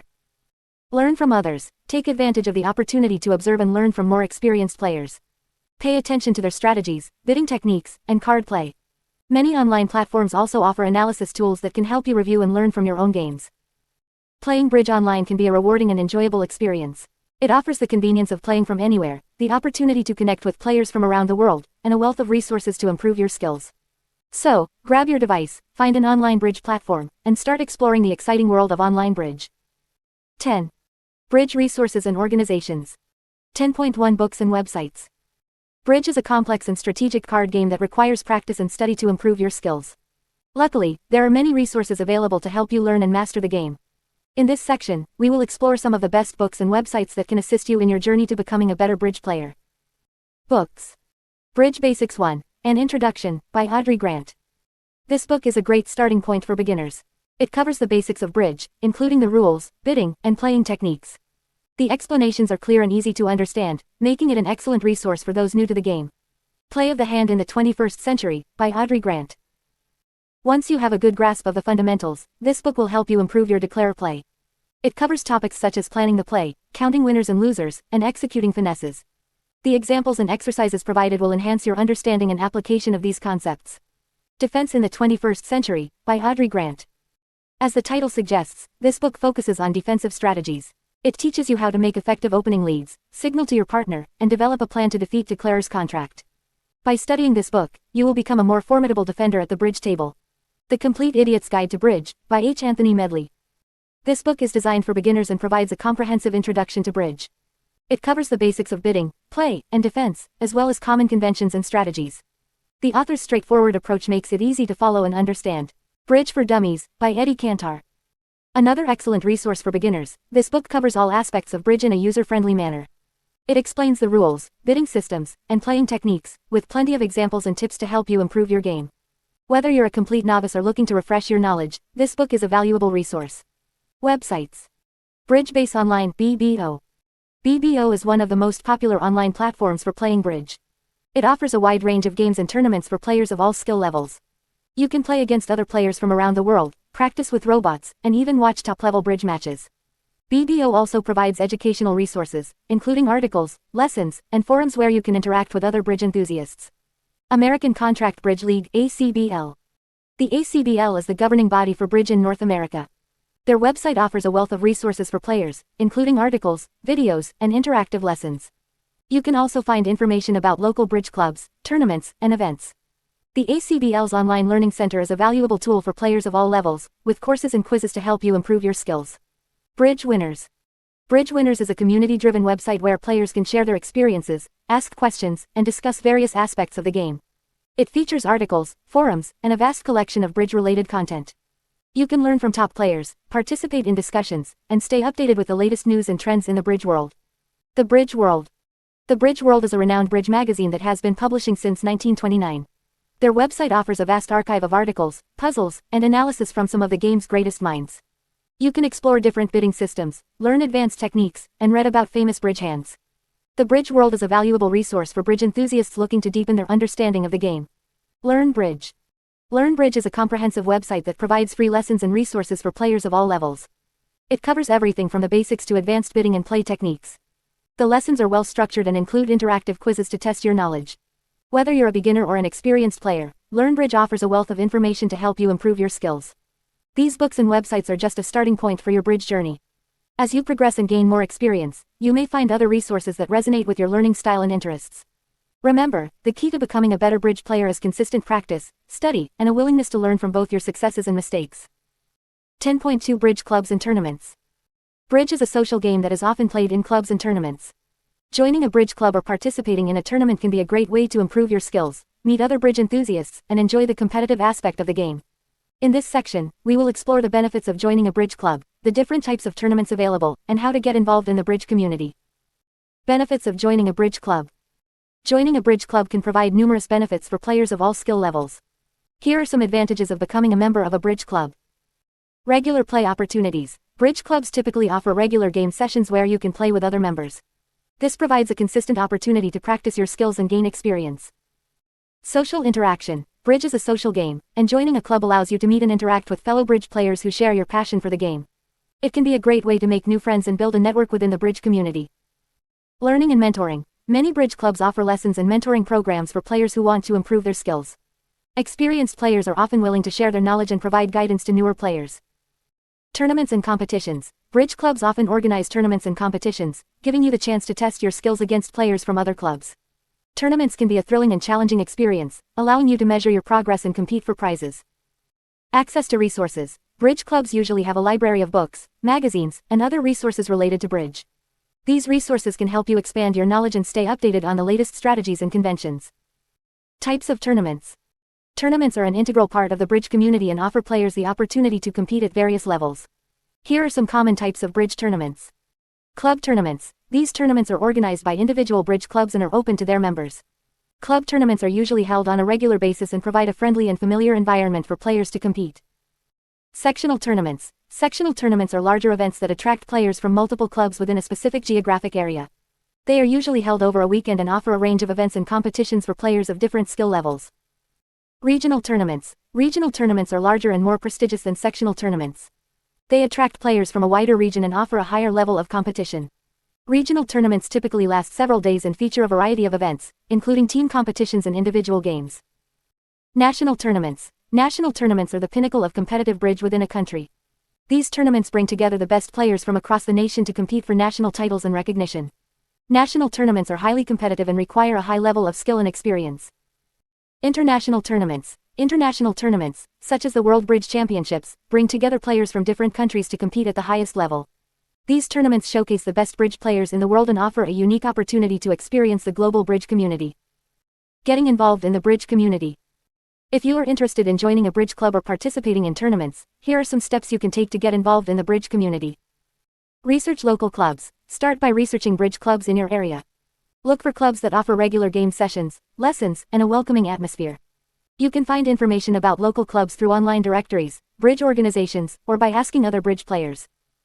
Visit a club. Once you have identified a club that interests you, consider visiting it to observe a game session or attend a beginner's lesson. This will give you a sense of the club's atmosphere and help you determine if it is the right fit for you. Become a member. If you enjoy your visit and want to continue playing at the club, consider becoming a member. Membership fees vary depending on the club, but they often provide access to discounted game sessions, special events, and other club benefits. Participate in tournaments. Once you have gained some experience and feel confident in your skills, consider participating in tournaments. Start with club tournaments and gradually work your way up to sectional, regional, and national tournaments. Tournaments offer a unique opportunity to challenge yourself and meet players from different clubs. Join bridge organizations. Consider joining bridge organizations at the local, regional, or national level. These organizations often provide additional resources, host tournaments, and offer opportunities for further learning and development. By joining a bridge club and participating in tournaments, you can enhance your bridge skills, meet like-minded individuals, and immerse yourself in the vibrant bridge community. Whether you are a casual player or aspire to compete at the highest level, the bridge club and tournament experience can be both rewarding and enjoyable. 10.3 Bridge Organizations. Bridge is a popular card game that has a rich history and a vibrant community of players around the world. If you are interested in getting more involved in the game and connecting with other bridge enthusiasts, joining a bridge organization can be a great way to enhance your experience. In this section, we will explore some of the prominent bridge organizations that exist today. American Contract Bridge League, ACBL.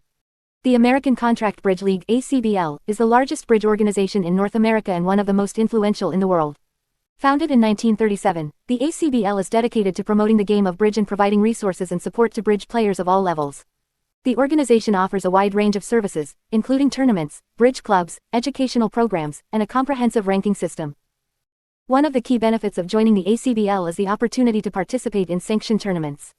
These tournaments are held at various levels, from local club games to regional and national events. Participating in ACBL tournaments allows you to compete against players of similar skill levels and earn master points, which are used to track your progress and ranking within the organization. The ACBL also provides a wealth of educational resources for players looking to improve their skills. They offer bridge lessons, seminars, and workshops taught by experienced players and certified teachers. Additionally, the ACBL publishes a variety of bridge books and instructional materials that cover a wide range of topics, from beginner basics to advanced strategies. English Bridge Union, EBU. The English Bridge Union, EBU, is the governing body for bridge in England. Established in 1936, the EBU is responsible for organizing tournaments, promoting the game, and providing support to bridge players across the country. The organization offers a range of membership options, including individual, club, and county memberships. One of the main highlights of being an EBU member is the opportunity to participate in their tournaments and events. The EBU organizes a variety of competitions throughout the year, catering to players of all levels. These events include national championships, county competitions, and club tournaments. Participating in EBU tournaments not only allows you to test your skills against other players but also provides an opportunity to earn master points and improve your ranking. The EBU also places a strong emphasis on education and offers a comprehensive learning program for players of all levels. They provide bridge lessons, seminars, and workshops taught by experienced teachers. The EBU also offers an online learning platform where members can access a wide range of educational resources, including articles, videos, and interactive quizzes. World Bridge Federation, WBF. The World Bridge Federation, WBF, is the international governing body for bridge and represents bridge organizations from over 100 countries. Founded in 1958, the WBF is responsible for organizing world championships, promoting the game globally, and establishing rules and regulations for international bridge competitions. One of the main highlights of the WBF is the organization of prestigious world championships. These championships attract top players from around the globe and showcase the highest level of bridge competition. The WBF organizes events such as the World Bridge Teams Championships, the World Bridge Olympiad, and the World Bridge Games. Participating in these events not only provides an opportunity to compete against the best players in the world but also allows you to experience the camaraderie and excitement of international bridge. The WBF also offers a range of educational resources for players looking to improve their skills. They provide bridge lessons, seminars, and workshops taught by world-class players and instructors. The WBF also publishes a variety of bridge books and instructional materials that cover a wide range of topics, from basic techniques to advanced strategies. Other bridge organizations. In addition to the ACBL, EBU, and WBF, there are numerous other bridge organizations around the world that cater to players of all levels. These organizations may operate at a national, regional, or local level and provide a variety of services, including tournaments, educational programs, and social events. Some notable bridge organizations include Australian Bridge Federation (ABF), Canadian Bridge Federation (CBF), New Zealand Bridge (NZB), European Bridge League (EBL), Asian Bridge Federation (ABF), South American Bridge Federation (CSB). Joining a bridge organization can provide you with a sense of community, access to resources and events, and opportunities to improve your skills and compete against other players. Whether you are a beginner or an experienced player, becoming a member of a bridge organization can enhance your bridge journey and help you connect with fellow enthusiasts from around the world. 11. Frequently asked questions. 11.1 Common bridge terminology. In order to fully understand and enjoy the game of bridge, it is important to familiarize yourself with the common terminology used in the game. This section will provide you with a comprehensive list of bridge terms that you are likely to encounter during your bridge journey. By becoming familiar with these terms, you will be able to communicate effectively with your partner and opponents, as well as understand the various strategies and techniques used in the game. 1. Contract. The contract refers to the number of tricks that a partnership has agreed to win during the bidding phase. It consists of two components, the level and the suit or no trump designation. For example, a contract of 3 NT means that the partnership has agreed to win 9 tricks with no trump as the designated suit. 2. Trick. A trick is a collection of 4 cards, one played by each player in clockwise order. The player who plays the highest ranking card of the suit led wins the trick and leads the next one. 3. Vulnerable. Being vulnerable means that a partnership is at risk of incurring higher penalties or rewards. Vulnerability is determined by the number of previous contracts fulfilled or not fulfilled.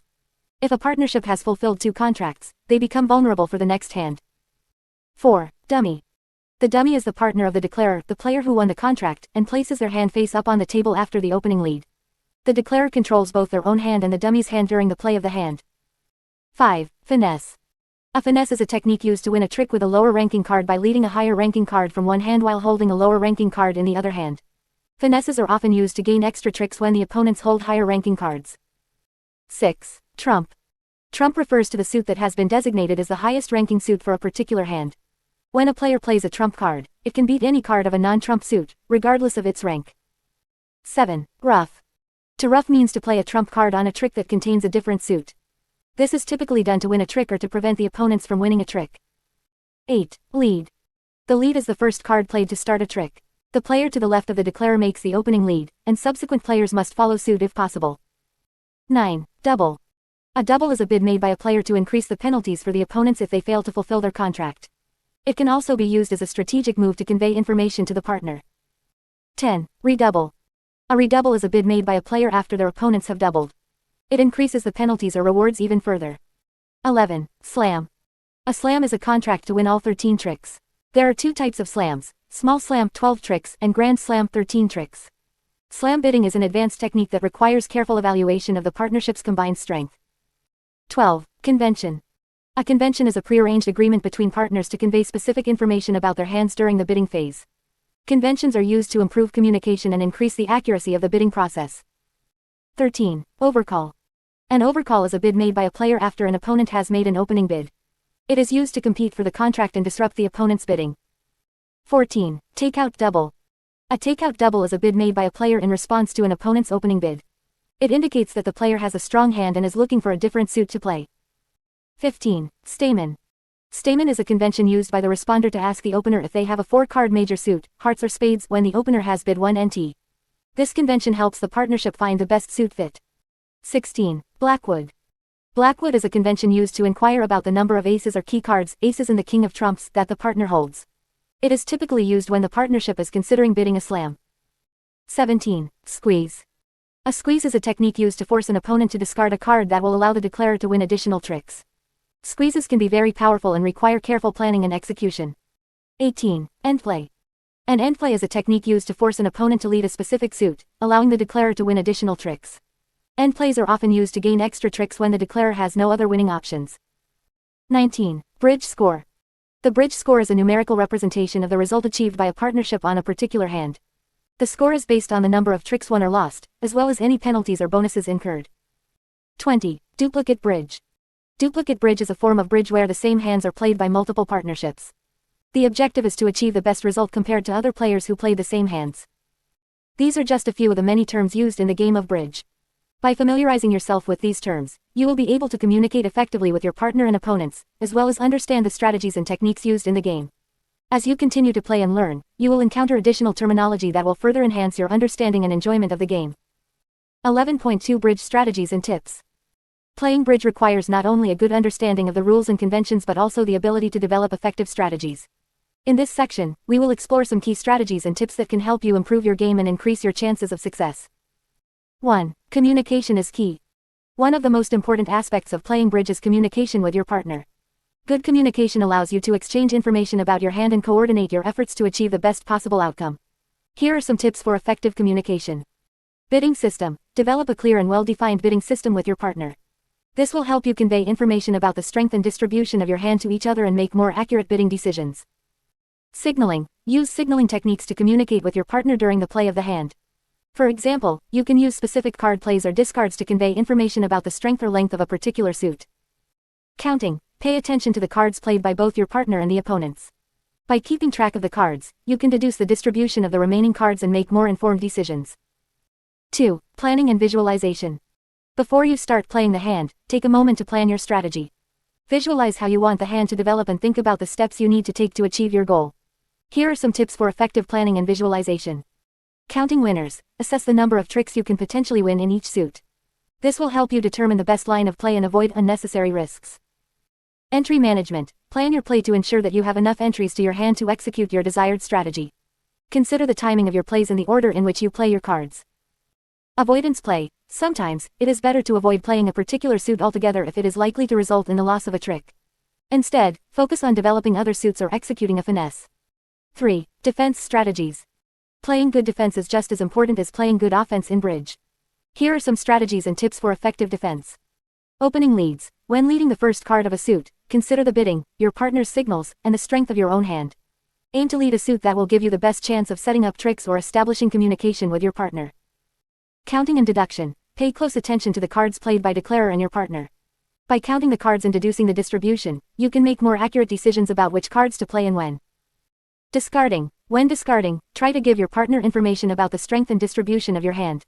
Use discards to signal your preferences or to indicate which suits you want your partner to lead. 4. Risk management. Bridge is a game of risk and reward. Knowing when to take risks and when to play it safe is crucial for success. Here are some tips for effective risk management.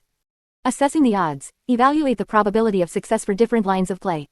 Consider the potential rewards and the potential consequences of each option before making a decision. Avoiding unnecessary risks. Be cautious about taking unnecessary risks, especially when the potential rewards are not significant. Sometimes, it is better to play it safe and aim for a smaller but more reliable result. Positional play. Take advantage of your position at the table to maximize your chances of success. For example, if you are the last to play to a trick, you have the advantage of knowing all the cards played before making your decision. 5. Continuous learning and practice. Bridge is a complex and challenging game that requires continuous learning and practice to improve. Here are some tips for ongoing skill development. Study resources. Make use of books, websites, and other resources to expand your knowledge of bridge. There are many excellent instructional materials available that can help you deepen your understanding of the game. Playing with partners. Play regularly with different partners to gain experience and learn from different playing styles. This will help you develop your communication skills and adapt to different playing situations. Analyzing your play. After each game, take the time to analyze your performance. Identify areas where you made mistakes or missed opportunities and think about how you could have played the hand differently. Learning from mistakes. Don't be discouraged by mistakes. Instead, view them as valuable learning opportunities. Reflect on your mistakes and use them to improve your future play. By incorporating these strategies and tips into your game, you can enhance your bridge skills and become a more successful player. Remember, bridge is a game of both skill and strategy, and with practice and dedication, you can continue to improve and enjoy the game to its fullest. 11.3 Bridge Rules and Conventions. In this section, we will delve into the specific rules and conventions of the game of bridge. Understanding these rules and conventions is essential for playing the game effectively and communicating with your partner. Let's explore the key aspects of bridge rules and conventions. 1. Bidding rules. Bidding is a crucial part of bridge, as it determines the contract for each hand. The basic bidding rules include: each player must make a bid, starting with the dealer and proceeding clockwise. Bids must be higher than the previous bid, either in terms of level 1, 2, 3, etc. or denomination clubs, diamonds, hearts, spades, or no trump. The minimum bid is 1 level higher than the previous bid, and the maximum bid is 7 no trump. Bids can also be passed, indicating that the player does not wish to bid further. 2. Opening bids. The opening bid is the first bid made by the dealer. It provides information about the strength and distribution of the hand. Some common opening bids include: 1 of a suit. This bid indicates a hand with at least 13 points in a 4-card or longer suit. 1 no trump. This bid indicates a balanced hand with 15 to 17 points and no 5-card major suit. 2 of a suit. This bid indicates a strong hand with at least 22 points in a 5-card or longer suit. 3. Responses to opening bids. After the opening bid, the partner of the opener can respond with various bids to convey information about their own hand. Some common responses include: bidding a new suit at the lowest level. This bid indicates a 4-card or longer suit and a weak hand. Bidding a new suit at a higher level. This bid indicates a 5-card or longer suit and a stronger hand. Bidding no trump. This bid indicates a balanced hand with stoppers in the opponent's suit. 4. Competitive bidding. Competitive bidding occurs when both partnerships are actively bidding for the contract. It involves making bids to disrupt the opponent's bidding and find the best contract for your partnership. Some common competitive bidding conventions include: overcalls, bidding a higher ranking suit after the opponent's opening bid. Takeout doubles, doubles made by the responder to show strength and interest in competing for the contract. Preemptive bids, bids made at a high level to obstruct the opponent's bidding. 5. Conventions and systems. Bridge has numerous conventions and systems that players can use to convey specific information about their hands. Some popular conventions include: Stamen, a convention used to inquire about the partner's 4-card major suit after a no-trump opening. Blackwood, a convention used to ask for aces and keycards in the bidding process. Jacoby transfers, a convention used to transfer the bidding to a specific suit after a no-trump opening. 6. Advanced bidding techniques. As players become more experienced, they can employ advanced bidding techniques to gain an edge over their opponents. These techniques include: cue bidding, bidding the opponent's suit to show strength and support for partner's suit. Splinter bids, bidding a suit at a high level to show a singleton or void in that suit and strong support for partner's suit. Slam bidding, bidding techniques used to explore the possibility of bidding and making a slam contract. 7. Alerting and announcing. In bridge, certain bids and conventions require alerting or announcing to inform the opponents about their meaning.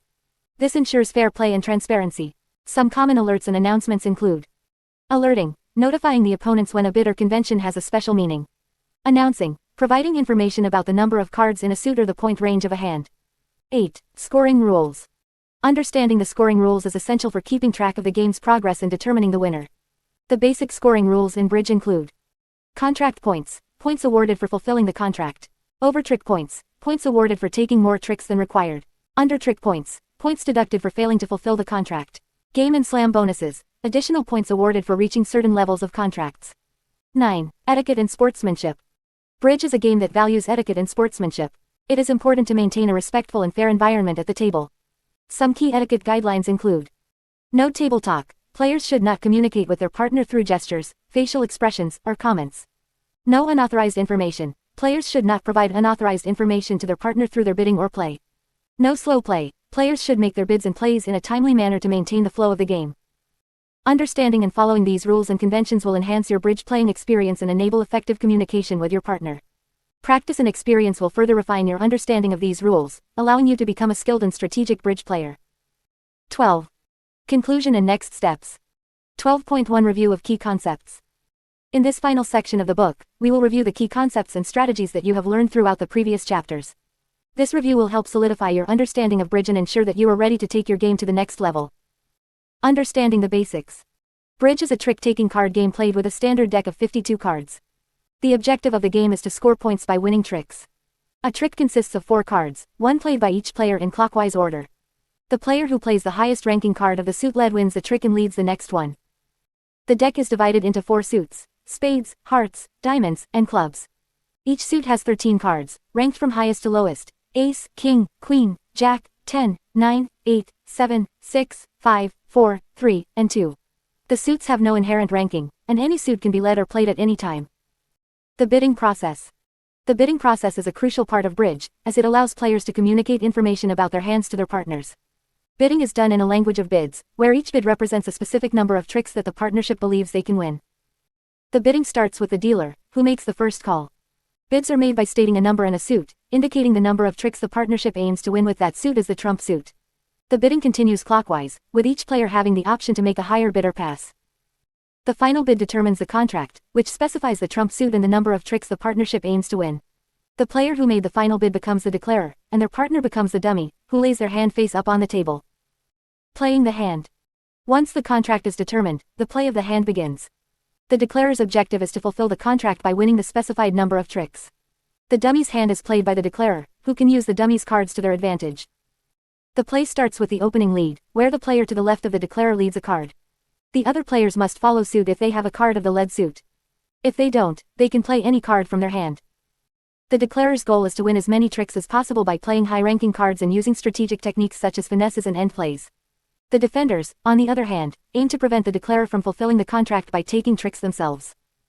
Defensive strategies. As a defender, your objective is to prevent the declarer from making their contract. To achieve this, you need to communicate with your partner through signaling and discarding. Signaling involves playing specific cards to convey information about your hand to your partner. Opening leads are also crucial in defense. The leads should be chosen carefully, considering the bidding, your hand, and any information provided by your partner's signals. The goal is to lead a suit that will give your partnership the best chance of taking tricks. Counting and deduction are essential skills for defenders. By keeping track of the cards played and using deductive reasoning, you can gain valuable information about the distribution of the remaining cards and make informed decisions. Scoring and conventions. Understanding the scoring system is vital in bridge. The score is based on the number of tricks won and the contract made. The scoring can be complex, but it is essential to know the basics, such as how to calculate the score for making or defeating a contract. Throughout the book, we have also introduced various conventions and systems used in bridge. Conventions are agreed upon methods of bidding that convey specific information about a player's hand. These conventions can help partnerships communicate more effectively and improve their bidding accuracy. Etiquette and sportsmanship. Bridge is a game that values etiquette and sportsmanship. It is essential to maintain a respectful and friendly atmosphere at the table. This includes following proper etiquette, such as not discussing the hands during play, avoiding unnecessary comments, and being courteous to your opponents. If a dispute arises during the game, it is crucial to handle it calmly and respectfully. The director should be called if necessary, and their decision should be accepted without argument. Remember that bridge is a game, and the primary goal is to have fun and enjoy the experience. Improving your bridge skills. To continue improving your bridge skills, it is essential to practice and study regularly. Playing with different partners and analyzing your play can help you identify areas for improvement. Learning from your mistakes and seeking feedback from more experienced players can also be beneficial. There are many resources available to bridge players, including books, websites, and online tutorials. These resources can provide additional guidance and strategies to enhance your understanding of the game. Additionally, participating in bridge clubs and tournaments can offer opportunities for practice and learning from other players. Conclusion and next steps. Congratulations on completing Bridge Basics, a comprehensive guide to playing bridge.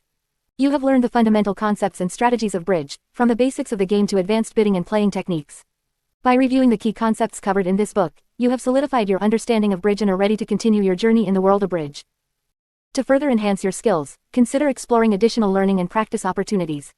There are many bridge books, websites, and online courses available that can provide more in-depth knowledge and strategies. Additionally, joining a bridge club or participating in tournaments can offer valuable experience and the chance to play with and learn from other skilled players. Remember to enjoy the game of bridge and embrace the challenges and rewards it brings. Bridge is a game that can be played and enjoyed for a lifetime, providing intellectual stimulation, social interaction, and endless opportunities for growth and improvement. So grab a deck of cards, find a partner, and continue your bridge journey with enthusiasm and passion. 12.2 Further learning and practice. Congratulations on completing the comprehensive guide to playing bridge. By now, you should have a solid understanding of the game's fundamentals, strategies, and conventions. However, bridge is a complex and ever-evolving game, and there is always more to learn and explore. In this section, we will discuss some ways to continue your bridge journey through further learning and practice. 1. Join a bridge club or organization. One of the best ways to improve your bridge skills is by joining a bridge club or organization. These groups provide a supportive and competitive environment where you can play bridge with other enthusiasts of all skill levels. Bridge clubs often offer regular games, tournaments, and lessons for players to participate in. By playing against different opponents, you will gain valuable experience and exposure to various playing styles and strategies. 2. Attend bridge workshops and seminars. Bridge workshops and seminars are excellent opportunities to enhance your knowledge and skills. These events are usually conducted by experienced bridge players, experts, or professional instructors. Workshops often focus on specific aspects of the game, such as bidding systems, declare play, or defense. By attending these sessions, you can learn advanced techniques, gain insights from experts, and interact with fellow bridge enthusiasts. 3. Play online bridge. In today's digital age, online bridge platforms have become increasingly popular. Playing bridge online offers several advantages, including convenience, flexibility, and the ability to play against opponents from around the world. Online platforms often provide a range of game options, including casual play, tournaments, and practice sessions. Additionally, many platforms offer features like tutorials, analysis tools, and AI opponents to help you improve your skills. 4. Analyze and review your games. To continue improving, it is essential to analyze and review your bridge games. After each session, take the time to reflect on your decisions, strategies, and outcomes.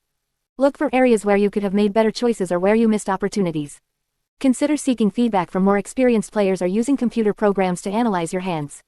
By reviewing your games, you can identify patterns, learn from your mistakes, and refine your playing style. 5. Read bridge books and publications. Bridge literature is a vast resource for players of all levels. There are numerous books, magazines, and online publications dedicated to bridge strategy, tactics, and analysis. Reading bridge books written by renowned authors and experts can provide valuable insights into advanced techniques, conventions, and the minds of successful players. Additionally, many publications feature articles, puzzles, and quizzes that can challenge and expand your bridge knowledge. 6. Solve bridge problems and puzzles. Bridge problems and puzzles are an excellent way to sharpen your skills and test your understanding of the game. Many bridge books and websites offer collections of challenging hands and scenarios for you to solve. These problems often require you to analyze the distribution of cards, plan your play, and make optimal decisions. Solving bridge problems regularly will help you develop your critical thinking, improve your card reading abilities, and enhance your overall bridge acumen. 7. Play with different partners. Playing with different partners is a valuable experience that can broaden your bridge horizons. Each partner brings their unique style, strengths, and weaknesses to the table. By playing with a variety of partners, you will learn to adapt your bidding and playing strategies to different personalities and skill levels. This exposure will enhance your ability to communicate effectively, make accurate assessments, and collaborate successfully with any partner you encounter. 8. Participate in bridge tournaments. Bridge tournaments offer a competitive and challenging environment where you can put your skills to the test. Tournaments attract players of all levels, from beginners to world-class professionals. Participating in tournaments allows you to measure your progress, gain exposure to high-level play, and learn from experienced competitors. Whether it's a local club tournament or a national championship, the experience gained from tournament play can significantly enhance your bridge abilities. 9. Use bridge software and apps. Bridge software and apps can be valuable tools for learning and practice. Many programs offer features like interactive tutorials, practice hands, and simulated games against AI opponents. These tools allow you to practice bidding, declare play, and defense in a controlled and supportive environment. Additionally, some software provides analysis and feedback on your performance, helping you identify areas for improvement and track your progress over time. 10. Teach others to play bridge. Teaching others to play bridge is not only a rewarding experience but also an effective way to reinforce your own understanding of the game. By explaining bridge concepts and strategies to beginners, you will deepen your knowledge and develop a stronger grasp of the game's fundamentals. Teaching also allows you to share your passion for bridge and contribute to the growth of the bridge community. Remember, bridge is a lifelong learning journey, and there is always room for improvement. By continuing to learn, practice, and play, you will enhance your skills, expand your knowledge, and derive even greater enjoyment from the game. So, embrace the opportunities available to you, stay curious, and keep exploring the fascinating world of bridge. Happy playing! 12.3 Enjoying the game of bridge. Bridge is not just a game, it is an experience that can bring joy, challenge, and camaraderie to those who play it. In this section, we will explore some ways to enhance your enjoyment of the game of bridge. 1. Play with friends and family. One of the best ways to enjoy bridge is to play with people you know and love. Gather a group of friends or family members who are interested in learning or already know how to play bridge. Playing with familiar faces can create a relaxed and enjoyable atmosphere, making the game even more fun. 2. Join a bridge club. Bridge clubs are a great way to meet new people who share your passion for the game. These clubs often host regular bridge sessions and tournaments, providing opportunities to play with different partners and opponents. Joining a bridge club not only allows you to improve your skills but also offers a social setting where you can make new friends and enjoy the game together. 3. Participate in bridge tournaments. Bridge tournaments are exciting events that bring together players from various skill levels. Participating in a tournament can be a thrilling experience, as you compete against other players and test your abilities. Tournaments often offer different categories, allowing players of all levels to participate and enjoy the competitive spirit of the game. 4. Play online bridge. In today's digital age, online bridge platforms have become increasingly popular. Playing bridge online provides convenience and flexibility, allowing you to enjoy the game from the comfort of your own home. Online platforms offer a wide range of options, including playing against computer opponents, joining virtual bridge clubs, or competing in online tournaments. Whether you prefer casual play or more competitive matches, online bridge can be a great way to enjoy the game at your own pace. 5. Attend bridge workshops and seminars. To further enhance your bridge skills and knowledge, consider attending workshops and seminars conducted by experienced players and bridge experts. These events often focus on specific aspects of the game, such as bidding systems, declarer play, or defensive strategies. Not only will you learn valuable techniques and tactics, but you will also have the opportunity to interact with fellow bridge enthusiasts and share your experiences. 6. Organize bridge social events. Bridge can be a fantastic way to bring people together for a fun and social gathering. Consider organizing bridge-themed events, such as bridge nights or bridge parties, where players can enjoy the game in a relaxed and festive atmosphere. You can also incorporate friendly competitions, prizes, and even themed decorations to make the event more memorable and enjoyable for everyone involved. 7. Explore bridge variations. While the standard game of bridge is widely played, there are also numerous variations that can add excitement and variety to your bridge experience. Explore different bridge variations, such as Chicago, duplicate, or rubber bridge, to discover new challenges and strategies. Each variation has its own unique rules and gameplay, providing a fresh perspective and keeping the game interesting. 8. Follow bridge news and publications. Stay up to date with the latest happenings in the world of bridge by following bridge news and publications. There are several magazines, websites, and blogs dedicated to bridge, offering articles, interviews, and analysis of bridge events and players. By staying informed, you can deepen your understanding of the game, learn from experts, and stay connected to the bridge community. 9. Embrace the learning process. Bridge is a game that offers endless opportunities for learning and improvement. Embrace the learning process and approach each game with a curious and open mind. Analyze your play, review your decisions, and seek feedback from more experienced players. By continuously striving to improve your skills, you will not only enjoy the game more but also experience the satisfaction of personal growth and achievement. 10. Have fun. Above all, remember that bridge is a game meant to be enjoyed. Embrace the challenges, celebrate your successes, and learn from your mistakes. Enjoy the company of your fellow players, appreciate the strategic depth of the game, and savor the moments of triumph and camaraderie that bridge can bring. Whether you are a beginner or an experienced player, the key to enjoying bridge is to have fun and cherish the unique experiences that the game offers. In conclusion, bridge is a game that can provide endless enjoyment and fulfillment. By playing with friends and family, joining clubs and tournaments, exploring online platforms, attending workshops, and embracing the learning process, you can enhance your bridge experience and create lasting memories. Remember to have fun, appreciate the journey, and enjoy the game of bridge to the fullest.